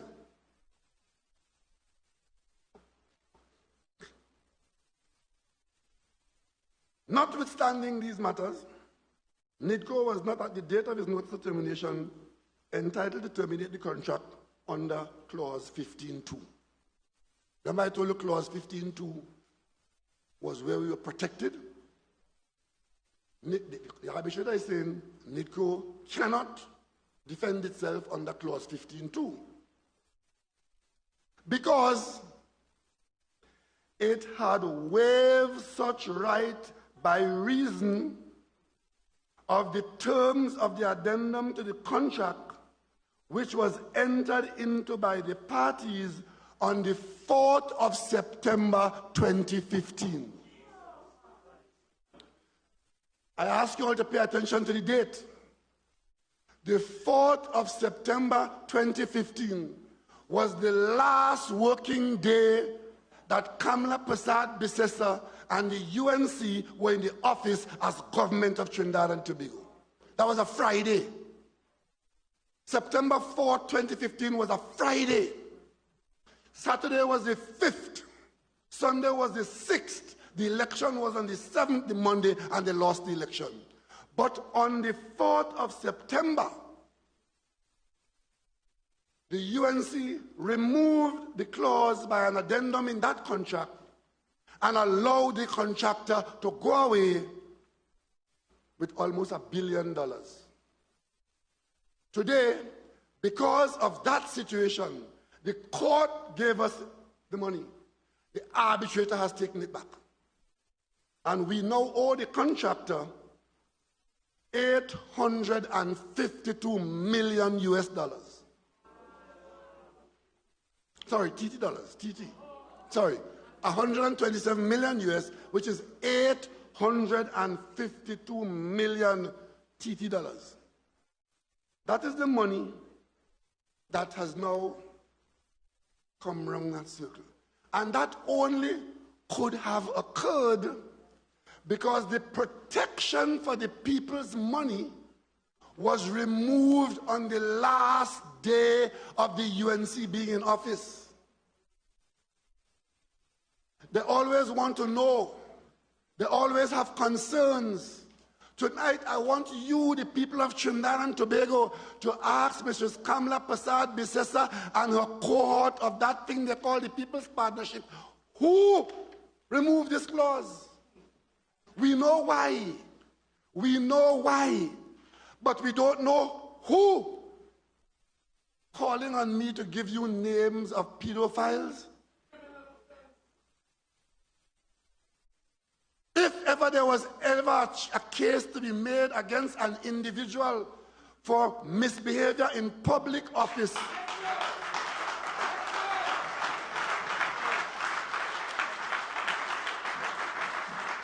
it is the person who authorized the removal of that clause, which is now costing this country $852 million. So tonight, I call on the Commissioner of Police. I call on the Commissioner of Police tonight to go into NIDCO and find out by what authority and under whose authority that clause was removed.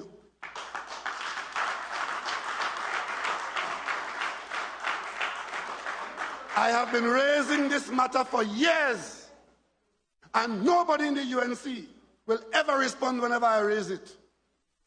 Well, the matter has now come to this. They're calling people to come out and march because public servants can't get this and they can't get that. And everything in the country, every day they have some complaint about something. What can we do with $852 million? What can $852 million do for you anywhere in this country? But in the meantime, somebody in the UNC administration had the authority to put that addendum on that contract on the last day that they were in office. You know why? By that time, they realized that they had lost the election. They didn't do anything in March, April, May, June, because they expect to come back after the election and just continue allowing the bankrupt contractor to hold on to the money. But when they realized that it is possible for the government to change and there'll be a different government in office, they did that to allow the contractor to go away with $852,969,825. And then when that ruling comes in, because I was warning you, I said, until the arbitration is completed, we don't know what our position is. We got the permission to use the money for the last 4 years on the highway, but it was always clear that they will go to arbitration on the grounds that the clause was removed. Well, the arbitration has confirmed that now. We owe this money now. Unless, of course, we can successfully appeal it. But in the meantime, who is it who did that? Who did that? And why has Mrs. Kamla Prasad Bisesa and Suraj Rambachan never respond to this? Why? I have another one called Jack Warner. Every week he publishes some deal papers.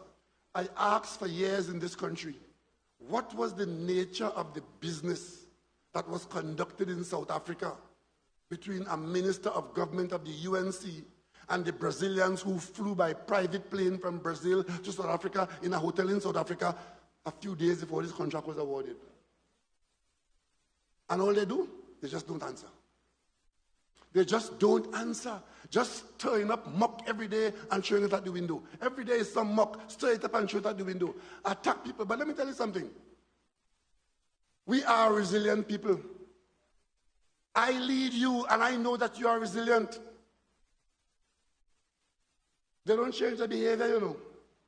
You see all this nonsense that the minister was dealing with just now about pedophile and whatever? That's where they have taken us. Look at what our national conversation is. Look at what it is. The leader of the opposition on platform and rebroadcasting it as though she do God's service, coming to talk that rubbish to the children of this country. But I'm not surprised. I told her I ignore her. In the 2015 election, she got Ian Allen to go and get a woman and a girl and the woman's daughter. They made a video with the mother with her back facing the camera, so nobody saw the woman's face. And she was telling a story about me, that I interfered with her daughter when she was a junior teen, and the girl father beat me up. And it was done in the presence of witnesses. And the witnesses were Maurice Marshall, who dead, and Ken Valley, who dead. That is the modus operandi. And she is on an audio telling Ian Allen when to publish it. She wanted it published on Thursday night, election Thursday night. You had to publish it on Thursday night. That is the woman who is today pretending that she has some concerns about morality in public affairs, and therefore she wants Foster to go, and Faris this and Stuart Young that. She makes me want to puke. I want the Commissioner of Police to go into NIDCO, and the minister responsible for NIDCO is the Minister of Works and Transport. He is hereby instructed to instruct NIDCO to cooperate with the police officers so the country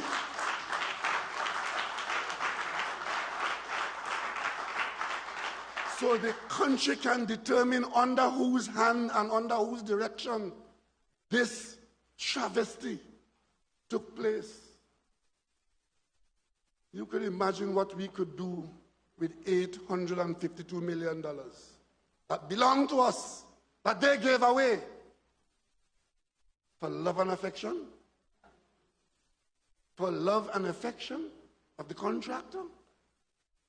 And coming now to tell me that the one called Wade Mark, every Tuesday, he has some nonsense to try to bust some mark. The biggest mark in this country is just sit down alone exam. You alone get a special exam. You were scoring at 25%. You have your special exam done to you, and you end up with 90%. Tarnish the university forever and ever, amen.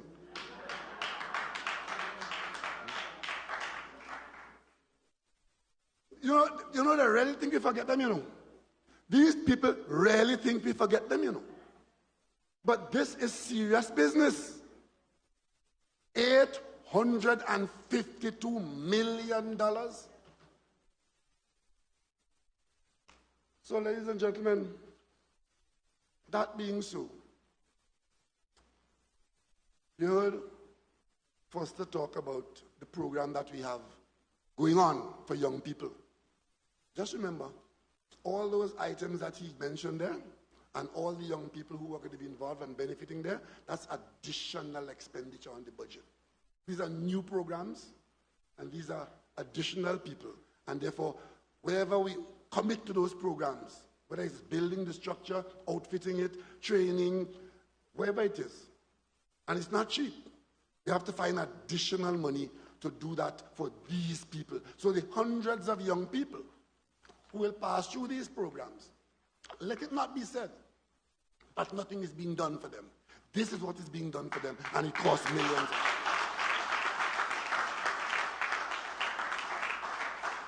But they intend to put a spoke in every wheel that this government turns, whether it's in foreign affairs, whether it is in the Ministry of Finance, whether it is calling on the Americans to sanction the Prime Minister and whoever else.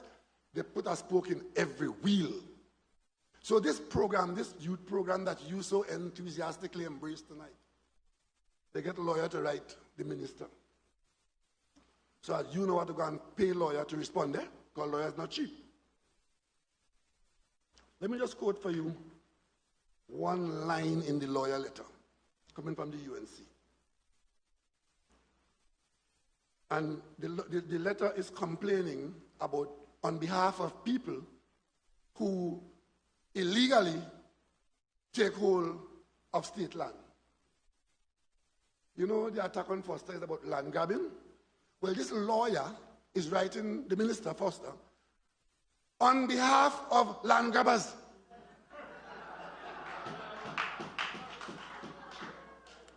And hear them. In these circumstances, these displaced farmers, nobody can displace you off your own land. The fact that you are being displaced is because you quite properly or improperly go and take up position on LSA land as if it was your own and prepare to fight for it. Right? Because that same Kamala Prasad business is on record, telling them, go and squat wherever you want and we will find you. You all remember that? So these displaced farmers have to wonder why the LSA is evicting them.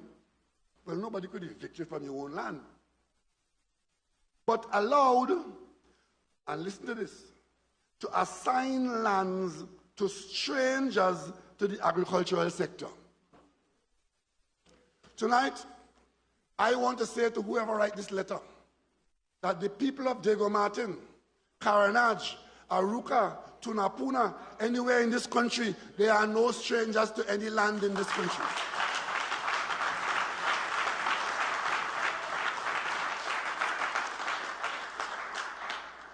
And if they don't understand the history of this country, it is the ancestors of slaves who cut the forest and created the clearance in this country.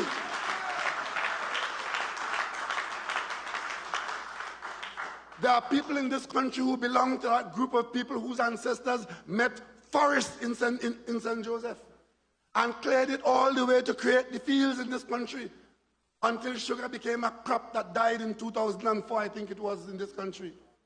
So who are you to say that if the government has a program to encourage young people into agriculture, and some of them come from the East-West corridor, that they are strangers and should be denied access to the land?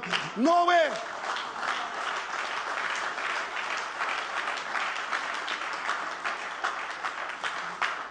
One of the problems we have in this country is that while we had generations of people who lived off the land, as the standard of living improved in the country, many people, young generation, moved into new jobs, and the older people, as they die off, we have fewer and fewer farmers.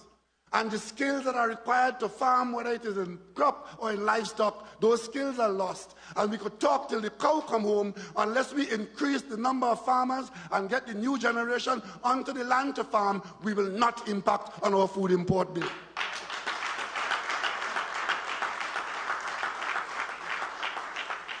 So here it is, that we made land available all around the country, go around the country and see who is on land all around the country farming.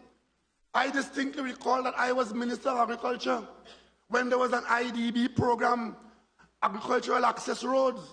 And when I looked at the program, I was in the opposition then, when the program was looked at. And the position was that there is to be no expenditure in Paramin, because Paramin doesn't have any agriculture and it's not an agricultural area. I had to fight that. And they would not resist, they would not give up. When they gave up is when we came into government. I, along with the MP for Diego Martin East at the time, we went to Paramin and got the program taken to Paramin. And that is why today there's a concrete road from Lower Paramin all the way across the Shodo. And Paramin has some of the more dedicated farmers in Trinidad and Tobago.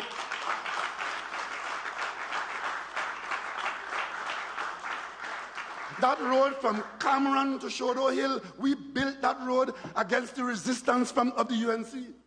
Because as far as they're concerned, farmers are only those people who vote for them in the constituency where they live. We say all the people of Trinidad and Tobago ought to have access to all the resources.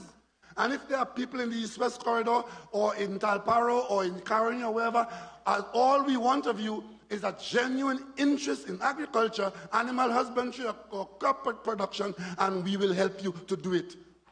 They come to tell me about our citizens are strangers. I say no more on that. But if they want that debate, I'm ready for it.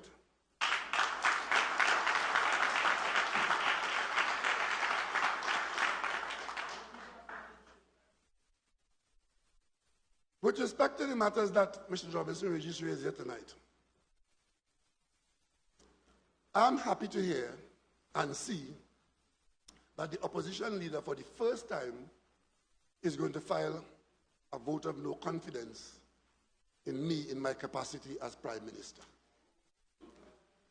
I have the distinction of running this country for almost 7 years, and the leader of the opposition has never seen it fit to file a vote of no confidence in me or my government. But now she will. Now she will, because I am supposed to have lied to the parliament. So you didn't find no vote of no confidence about any energy or planning and development or Tobago. No, no, no. You are only moved now on a matter of truth. Because I said that I have never seen and I don't know anything about a report by some Dr. Sabga. I would not be so crazy or so stupid to say that the UNC didn't pass 5 pieces of legislation in the parliament. Everything that goes on in parliament, if you sneeze sometimes, they put in brackets sneeze or stoops. That's what Hansard is. Hansard records everything that goes on in parliament. So how could I put God out my thoughts to say the UNC didn't pass some legislation? But that is their attempt to twist it by saying, well, you say we didn't do anything and we passed some legislation. Well, those children who are being brutalized at nights in their bed, tell them about the legislation that you passed. Tell them about that. Tell them about the police you didn't send to take the bully off the back. Because passing those legislation that couldn't be operationalized did absolutely nothing for those children in those homes who were being terrorized at nights. But you see, when people find themselves in that situation, they're usually not alone. You see this? This came out on the 15th of May, which is a few days ago. It is a report of an independent investigation of the Southern Baptist Convention Executive Committee.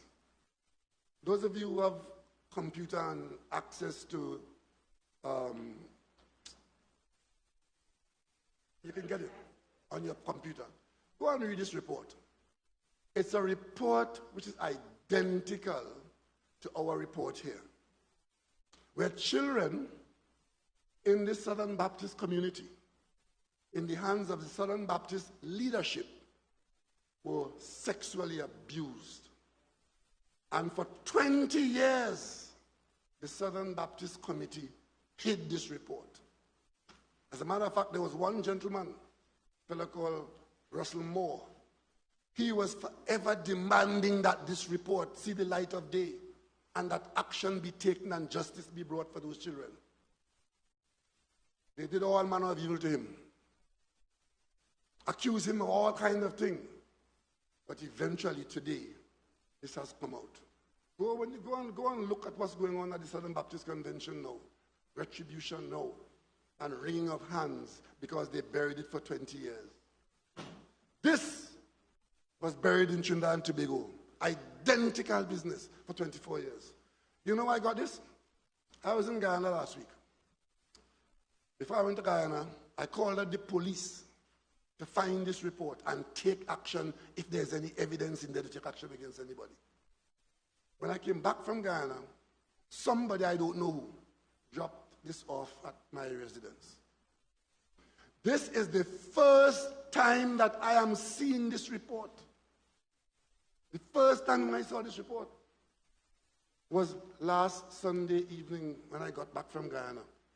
I am looking through it for the first time. I haven't yet finished reading it.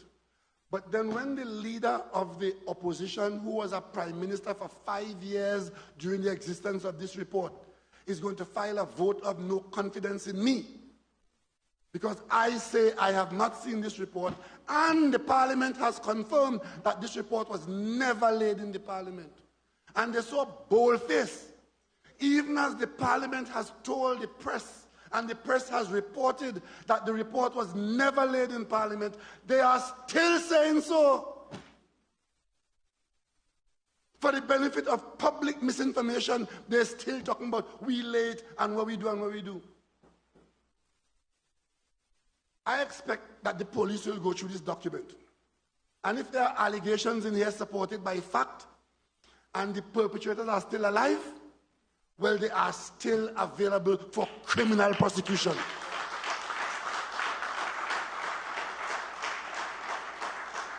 Still available for criminal prosecution. But senior counsel, self-appointed, when the Express broke the story, dismissed it. That was 25 years ago. We're all going with that now. That was senior counsel. And I want to tell Mr. Prasad Biswas tonight, don't waste your time on me. It is the Express that exposed this matter. It is the Express that got the facts and informed the people. It is a member of your cabinet, Verna St. Rose, who accused you all of cowardice and burying the report. That's where I first heard about it in that way. I heard Verna St. Rose talking on 995.5 about this situation. But she leaves Verna St. Rose to take on. She leaves the Express to take on, and coming to pretend that she's coming to fight me with motion of no confidence in the parliament. Come on, look at yourself. Eh? But that is how they are. Try to mislead the public every time about everything. It doesn't matter how heinous the lie is. They tell it to you. And when truth comes, they double down on the lie. And now they want to lead public servants to a place of milk and honey.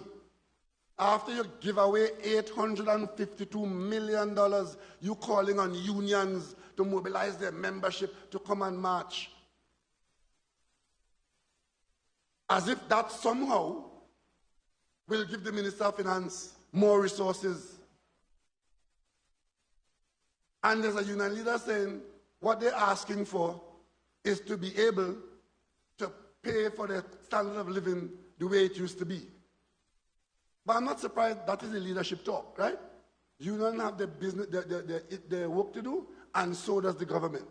Now, I took a little time to do some of the estimations because I don't want the population to be misled.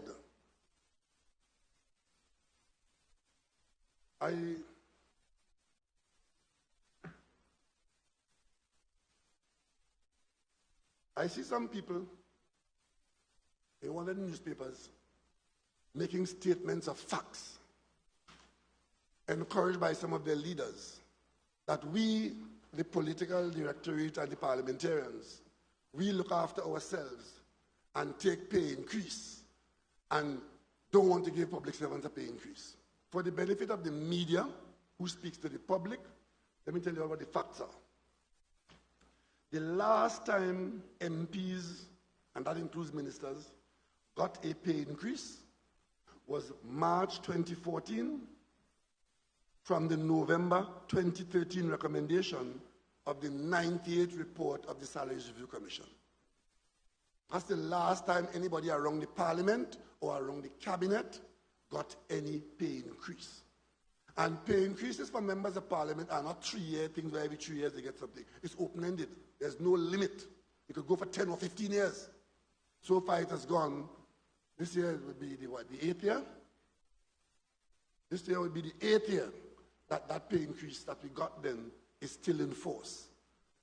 And I could tell you, there is no report before the parliament now being considered for any increase for members of parliament.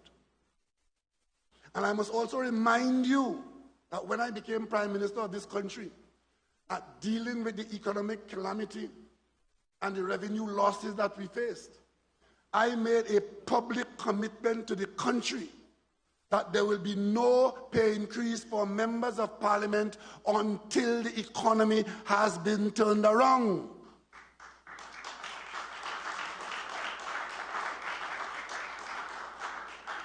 And just about when we were coming to a position where we were within sight of balancing the budget and the economy was beginning to pick up, in comes COVID. 2 years of beating. And what I said then stands now. There will be no pay increase for members of the executive, of the cabinet, or the members of parliament until the economy can deal with it. And that was the early position as regard members of parliament. So anybody you see talking about who took pay increase and who got pay increase, that is just foolishness and nonsense. And the very sad thing that I'm saying now to the unions in Trinidad and Tobago, I said up front to my colleagues in the cabinet and to my colleagues in the parliament. I'm consistent on this matter. So, circumstances beyond our control gave us some good news. The Minister of Finance reported that because of the unusually high oil price and some improvement in the gas price, we are going to get a bit more money than we had budgeted for. And we immediately indicated that some of that money will go to public servants. We don't hide anything from this country, you know. We immediately said some of that money will go to public servants. So, ladies and gentlemen, how much is it? Because you have to ask yourself, how much is it that we have that we now want to share with public servants? It might be approximately $4 billion. That is the increase outside of what we had budgeted for. You would have seen, we went to Parliament last week and added to the budget $3.1 billion to be paid for from the $4 billion. We were only able to do that because we got the $4 billion, and all the things we said we were going to do, nobody in the Parliament got up and said, no, don't do that. Don't do this, don't do that. That $3.1 billion covered expenses that the government was carrying. And had we not got that increase, that unusual increase because of the Ukraine war, if we wanted to do those very said things, we would have had to go and borrow another $3.1 billion. And since the budget had already got a deficit of $9.1 billion in it, if we had gone and borrowed that $3 billion that we appropriated last week, the budget for 2022 would have had a deficit of $12 billion. $12,000 million. Those are the realities of our circumstance. So while we say that we have got some improvement in our circumstances, when somebody comes up and asks for X%, you have to determine now, is that affordable? Because we all know that what's happening in Ukraine could be temporary. More than likely, it is going to be temporary. Because the war in Ukraine has pushed out of the market the largest exporter of oil and probably the largest exporter of gas, one of the largest exporters of gas. It is the Ukraine war that pushed the Russian supply out of the market. If anything happens out there that caused that situation to change, then that pressure for the high price is gone and oil price will fall. That's simple logic. If tomorrow the Russians decide to stop the war, the pressure on the pushing up of the oil price will be relieved. If tomorrow the Saudis decide, well, okay, we've made enough money out of this special arrangement, we're going to pump more oil. If tomorrow the Venezuelans come back into the market, that's gone. So we are in a very temporary situation, driven solely because the Russian supplies have been pushed out of the market as a penalty for the Russian behavior at Ukraine. We have no control over that. So if we go and cut our cloth to suit these prices that exist today, when the turnaround comes, we may find ourselves with parts of our bodies exposed because the cloth was not properly cut. We have to give the public servants a reasonable offer because we don't need anybody to tell us. The pressure that the people in this country, like public servants and others, have been under, it is we who said that we will not go to the IMF. We will stay here in this country and prescribe our own medicine, giving us the opportunity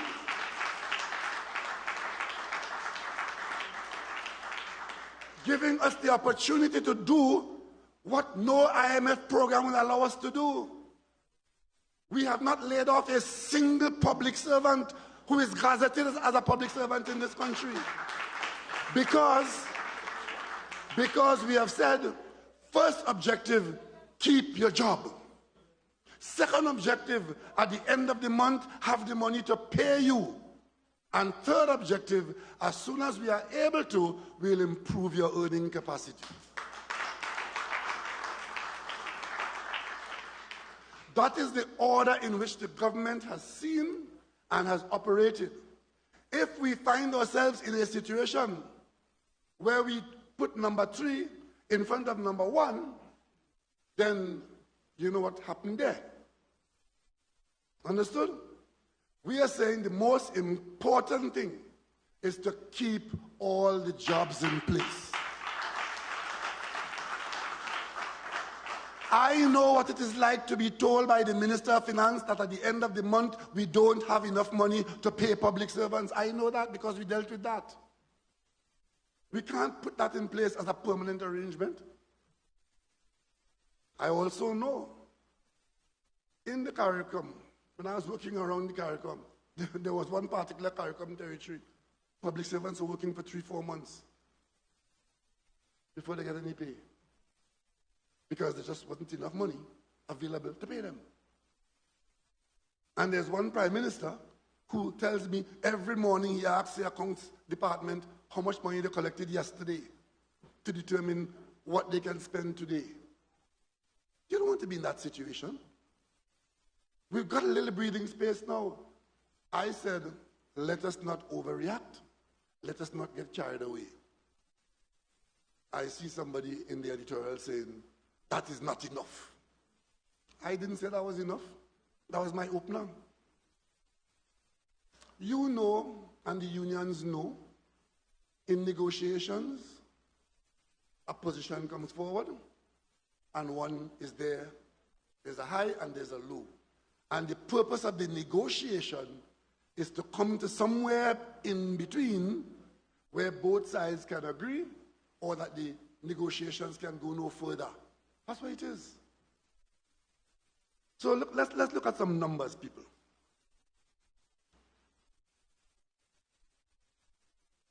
For, let's say, the Minister of Finance offered, through the CPO, 1 + 1. There are 2 periods, right? 1 + 1. Let's tonight here, just double that and go 2 + 2. Right? That's 4%. That will cost a back pay of $1.45 billion. If that's all that we do. And of course, an additional $730 million a year going forward. Because once you change the pay, there's a permanent increase going forward. There's the back pay as one pay for the older period and for the new period going forward. Question is that sustainable? Having spent $3 billion of the $4 billion already, the war is grinding to a halt, or it drag out for a little while longer, we don't know. Of the $4.2 billion, we spent 3.1 already. Let's say we have 1 left. The back pay at 4% would be $1.45 billion. You know what that means? We'll have to go and borrow $450 million to pay that back pay. The government may or may not do that. Let it work itself out. Let it work itself out. One thing I can give you, the assurance, people of Trinidad and Tobago, wherever you are, is that you have a government in office that is cognizant of your circumstances and is a responsible government and will give you the best relief that your country can afford.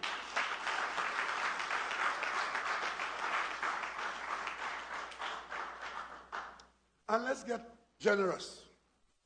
Let's say we got 8%. 4 + 4. Sounds good? We might get a settlement on that. That will cost in back pay $3.6 billion. And an additional annual cost of $1.4 billion. Do you see that money in the Treasury in Trinidad and Tobago at this time? Do you see the Minister of Finance in Trinidad and Tobago being able to find that money on a monthly basis to make sure that you with jobs get paid at the end of the month? But it might happen. Because when we came into government, after the others gave away the $800 and something million, and the oil price was rocketing downwards to the bottom, we met a 14% back pay that cost us $6 billion. And we paid it. We borrowed the money and paid it. I want to ask a question. Are you, the people of Trinidad and Tobago, telling the government to do the same thing again? Tell me. I'm listening. Tell me. We could give an increase like that. But you must know that if we do that, we're going to have to go and borrow the money. And if we do that on this scale, in this way, and the oil price, gas price change,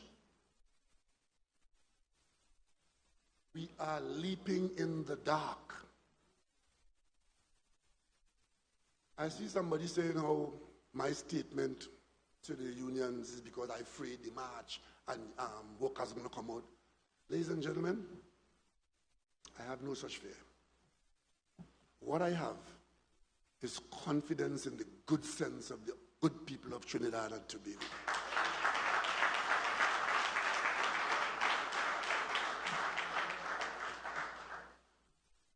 You see, ladies and gentlemen, we have just passed the local government bill in the parliament.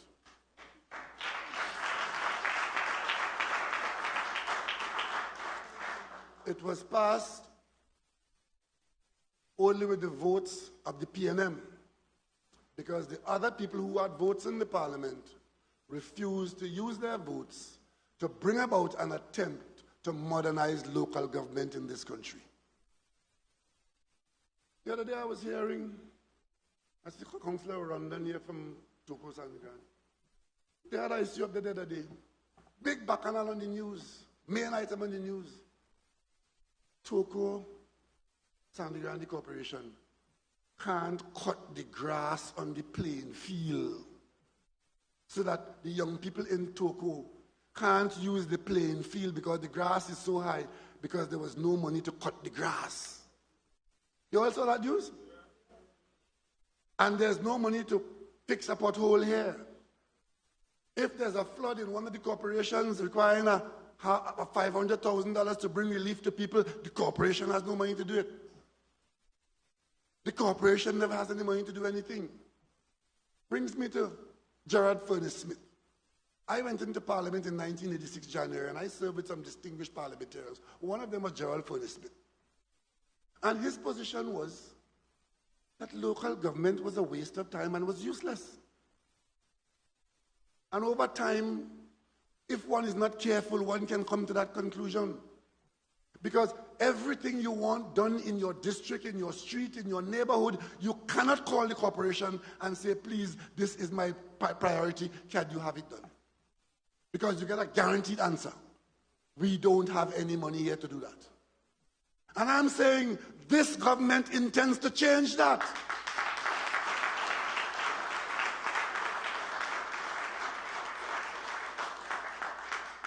Local government reform is meant to put better management structure in place in local government. It is meant to ask all the burgesses to pay a small amount per household, and that small amount paid by many, many people will put a cash flow in the hands of the corporation wherever they are, and that money will always be available on call, on your account to do small things in your neighborhood. The quality of your life will change immediately. There are those who think that property tax is a make or break in this country's politics. This country has a party that went to a campaign in an election and told the country that you elect us to office, we will put property tax in place, and we are going to use that money to improve local government, to improve the quality of your life, to improve this country, and we have a mandate. And we are taking steps to ensure that the property tax is collected, and the word I want to use is hypothecate. I have a neighbor who loves that word. Hypothecate means that the revenue comes in and is designated for a particular purpose. So that hypothecation will take place, that money collected that you will pay. And you know who pays property tax? People who own property. I see one set of people who don't own a matchbox objecting to property tax. Property tax is paid by people who own property, and because they own property, the tax is used to preserve the value of their property. If your street is not clean, if the grass is not cut, if there's no police service, if there's no fire service, if there's no health service, if there's no rat control, if there's no mosquito control, how much is your property worth?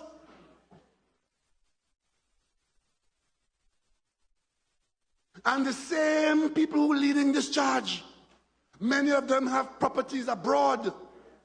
And they're always in the front to go and pay their property tax abroad as if that is a religion. But in Trinidad and Tobago, this tax was waived for 7 years. You have multimillionaires come telling you they need more time. No, it's not the time. Well, it will never be the right time. But the time for you to get your condition improved in your neighborhood and put something in place to improve the quality of your life in your neighborhood, that time is now.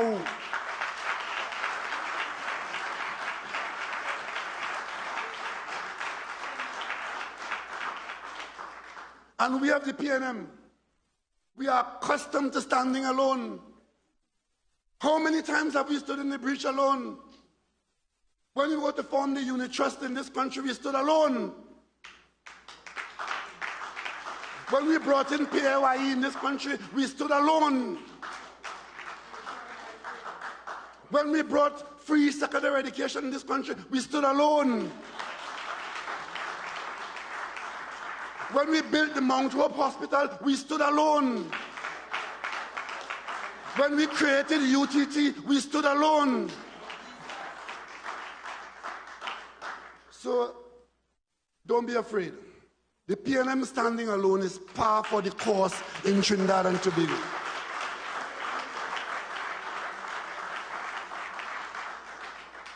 So, having built Point Lisas, when a manifesto of the others said that we had got involved in Sunset Industries and we should never have done that and we'll never do it again, today, I'm talking to the United States government on a regular basis, at all levels, and I'm telling them that Trinidad and Tobago is an international participant at international level in methanol, urea, and ammonia, and LNG.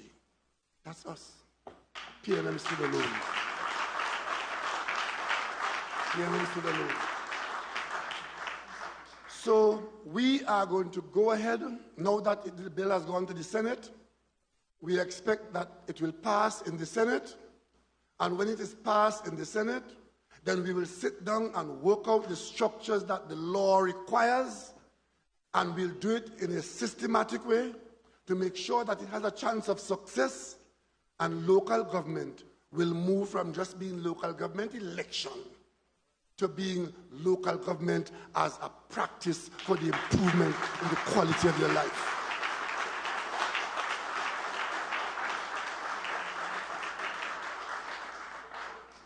And as for allegations of corruption in my government, 7 years, 7 years, they cannot point to a single minister who has a single difficulty about a single action that took place under my government. And just to make it very clear, Marlene's difficulty is for something that happened under the two governments before me. In the Manning administration, the UNC was there after me, and then I came in here leading this team. Nobody in this government is afraid of police or blue light. As I tell them before, and I tell my colleagues here, you could make mistakes. You could make mistakes. I expect you to make mistakes or not be as ready as you should be. I have your back.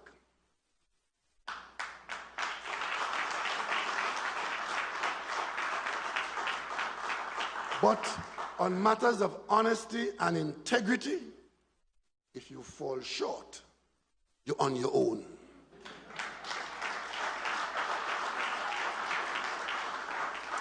Having said that,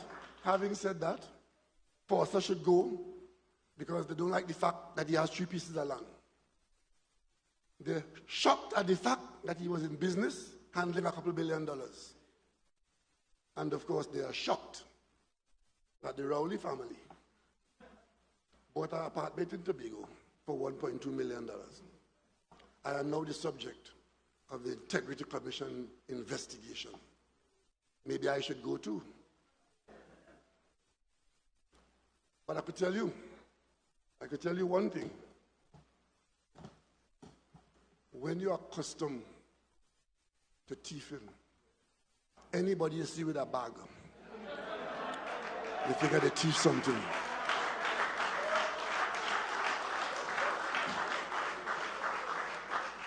Ladies and gentlemen of Arima, I'm always so happy to be here with you.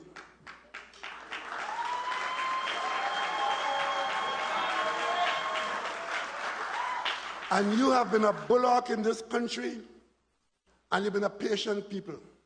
Very soon, you will get to walk in and out of your brand new hospital the way it was designed. And you will continue in the PNM to provide leadership in this community. And we of the PNM will provide the leadership, making the changes for the better that this country deserves. And when we do that, we will shout, "Great is the PNM! Great is the PNM! Great is the PNM!" And we shall prevail. Somebody touch me, somebody touch me, somebody touch my soul. Yeah. Somebody pray to me, Jesus. Somebody touch my soul.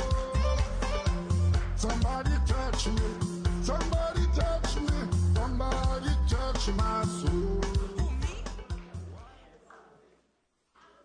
Ladies and gentlemen, if it's one lesson you learned tonight, is that when lies and dishonesty connect people together, the truth will eventually separate them. And that is why the PNM stands miles apart from any other political organization in Trinidad and Tobago. And that is why we have as our political leader and as our Prime Minister, Dr. the Honorable Keith Christopher Rowley. And so we thank all of our speakers tonight. We thank our Lady Vice Chairman for providing us with the full name, and that's what we really should be doing. Anytime you hear it, say Shu Kamla Shu Shila from now on. And so we thank our speakers, our host MP, Honorable Penelope Beckles Robinson, Honorable Foster Cummings. We thank all of those who helped to make this meeting the tremendous success, the Operations Committee, the Mayor and his team. Ladies and gentlemen, you have been a fantastic audience. The PNM Tobago Council invites you to its Thanksgiving service under the theme Rekindling the Fire on Sunday, the 29th of May, from 4 p.m. at the Signal Hill Secondary School, and so you are all invited to attend that event. And ladies and gentlemen, as we leave, we remember that we currently have an attack by the most disloyal opposition ever, and we in the PNM must reject them. Thank you very much, ladies and gentlemen. Get home safely. Great is the PNM. Remember the days of toting water, anytime that you have to pay. Or when people pass and they see you, oh my Lord, used to feel that shame. The preceding program was a paid political broadcast.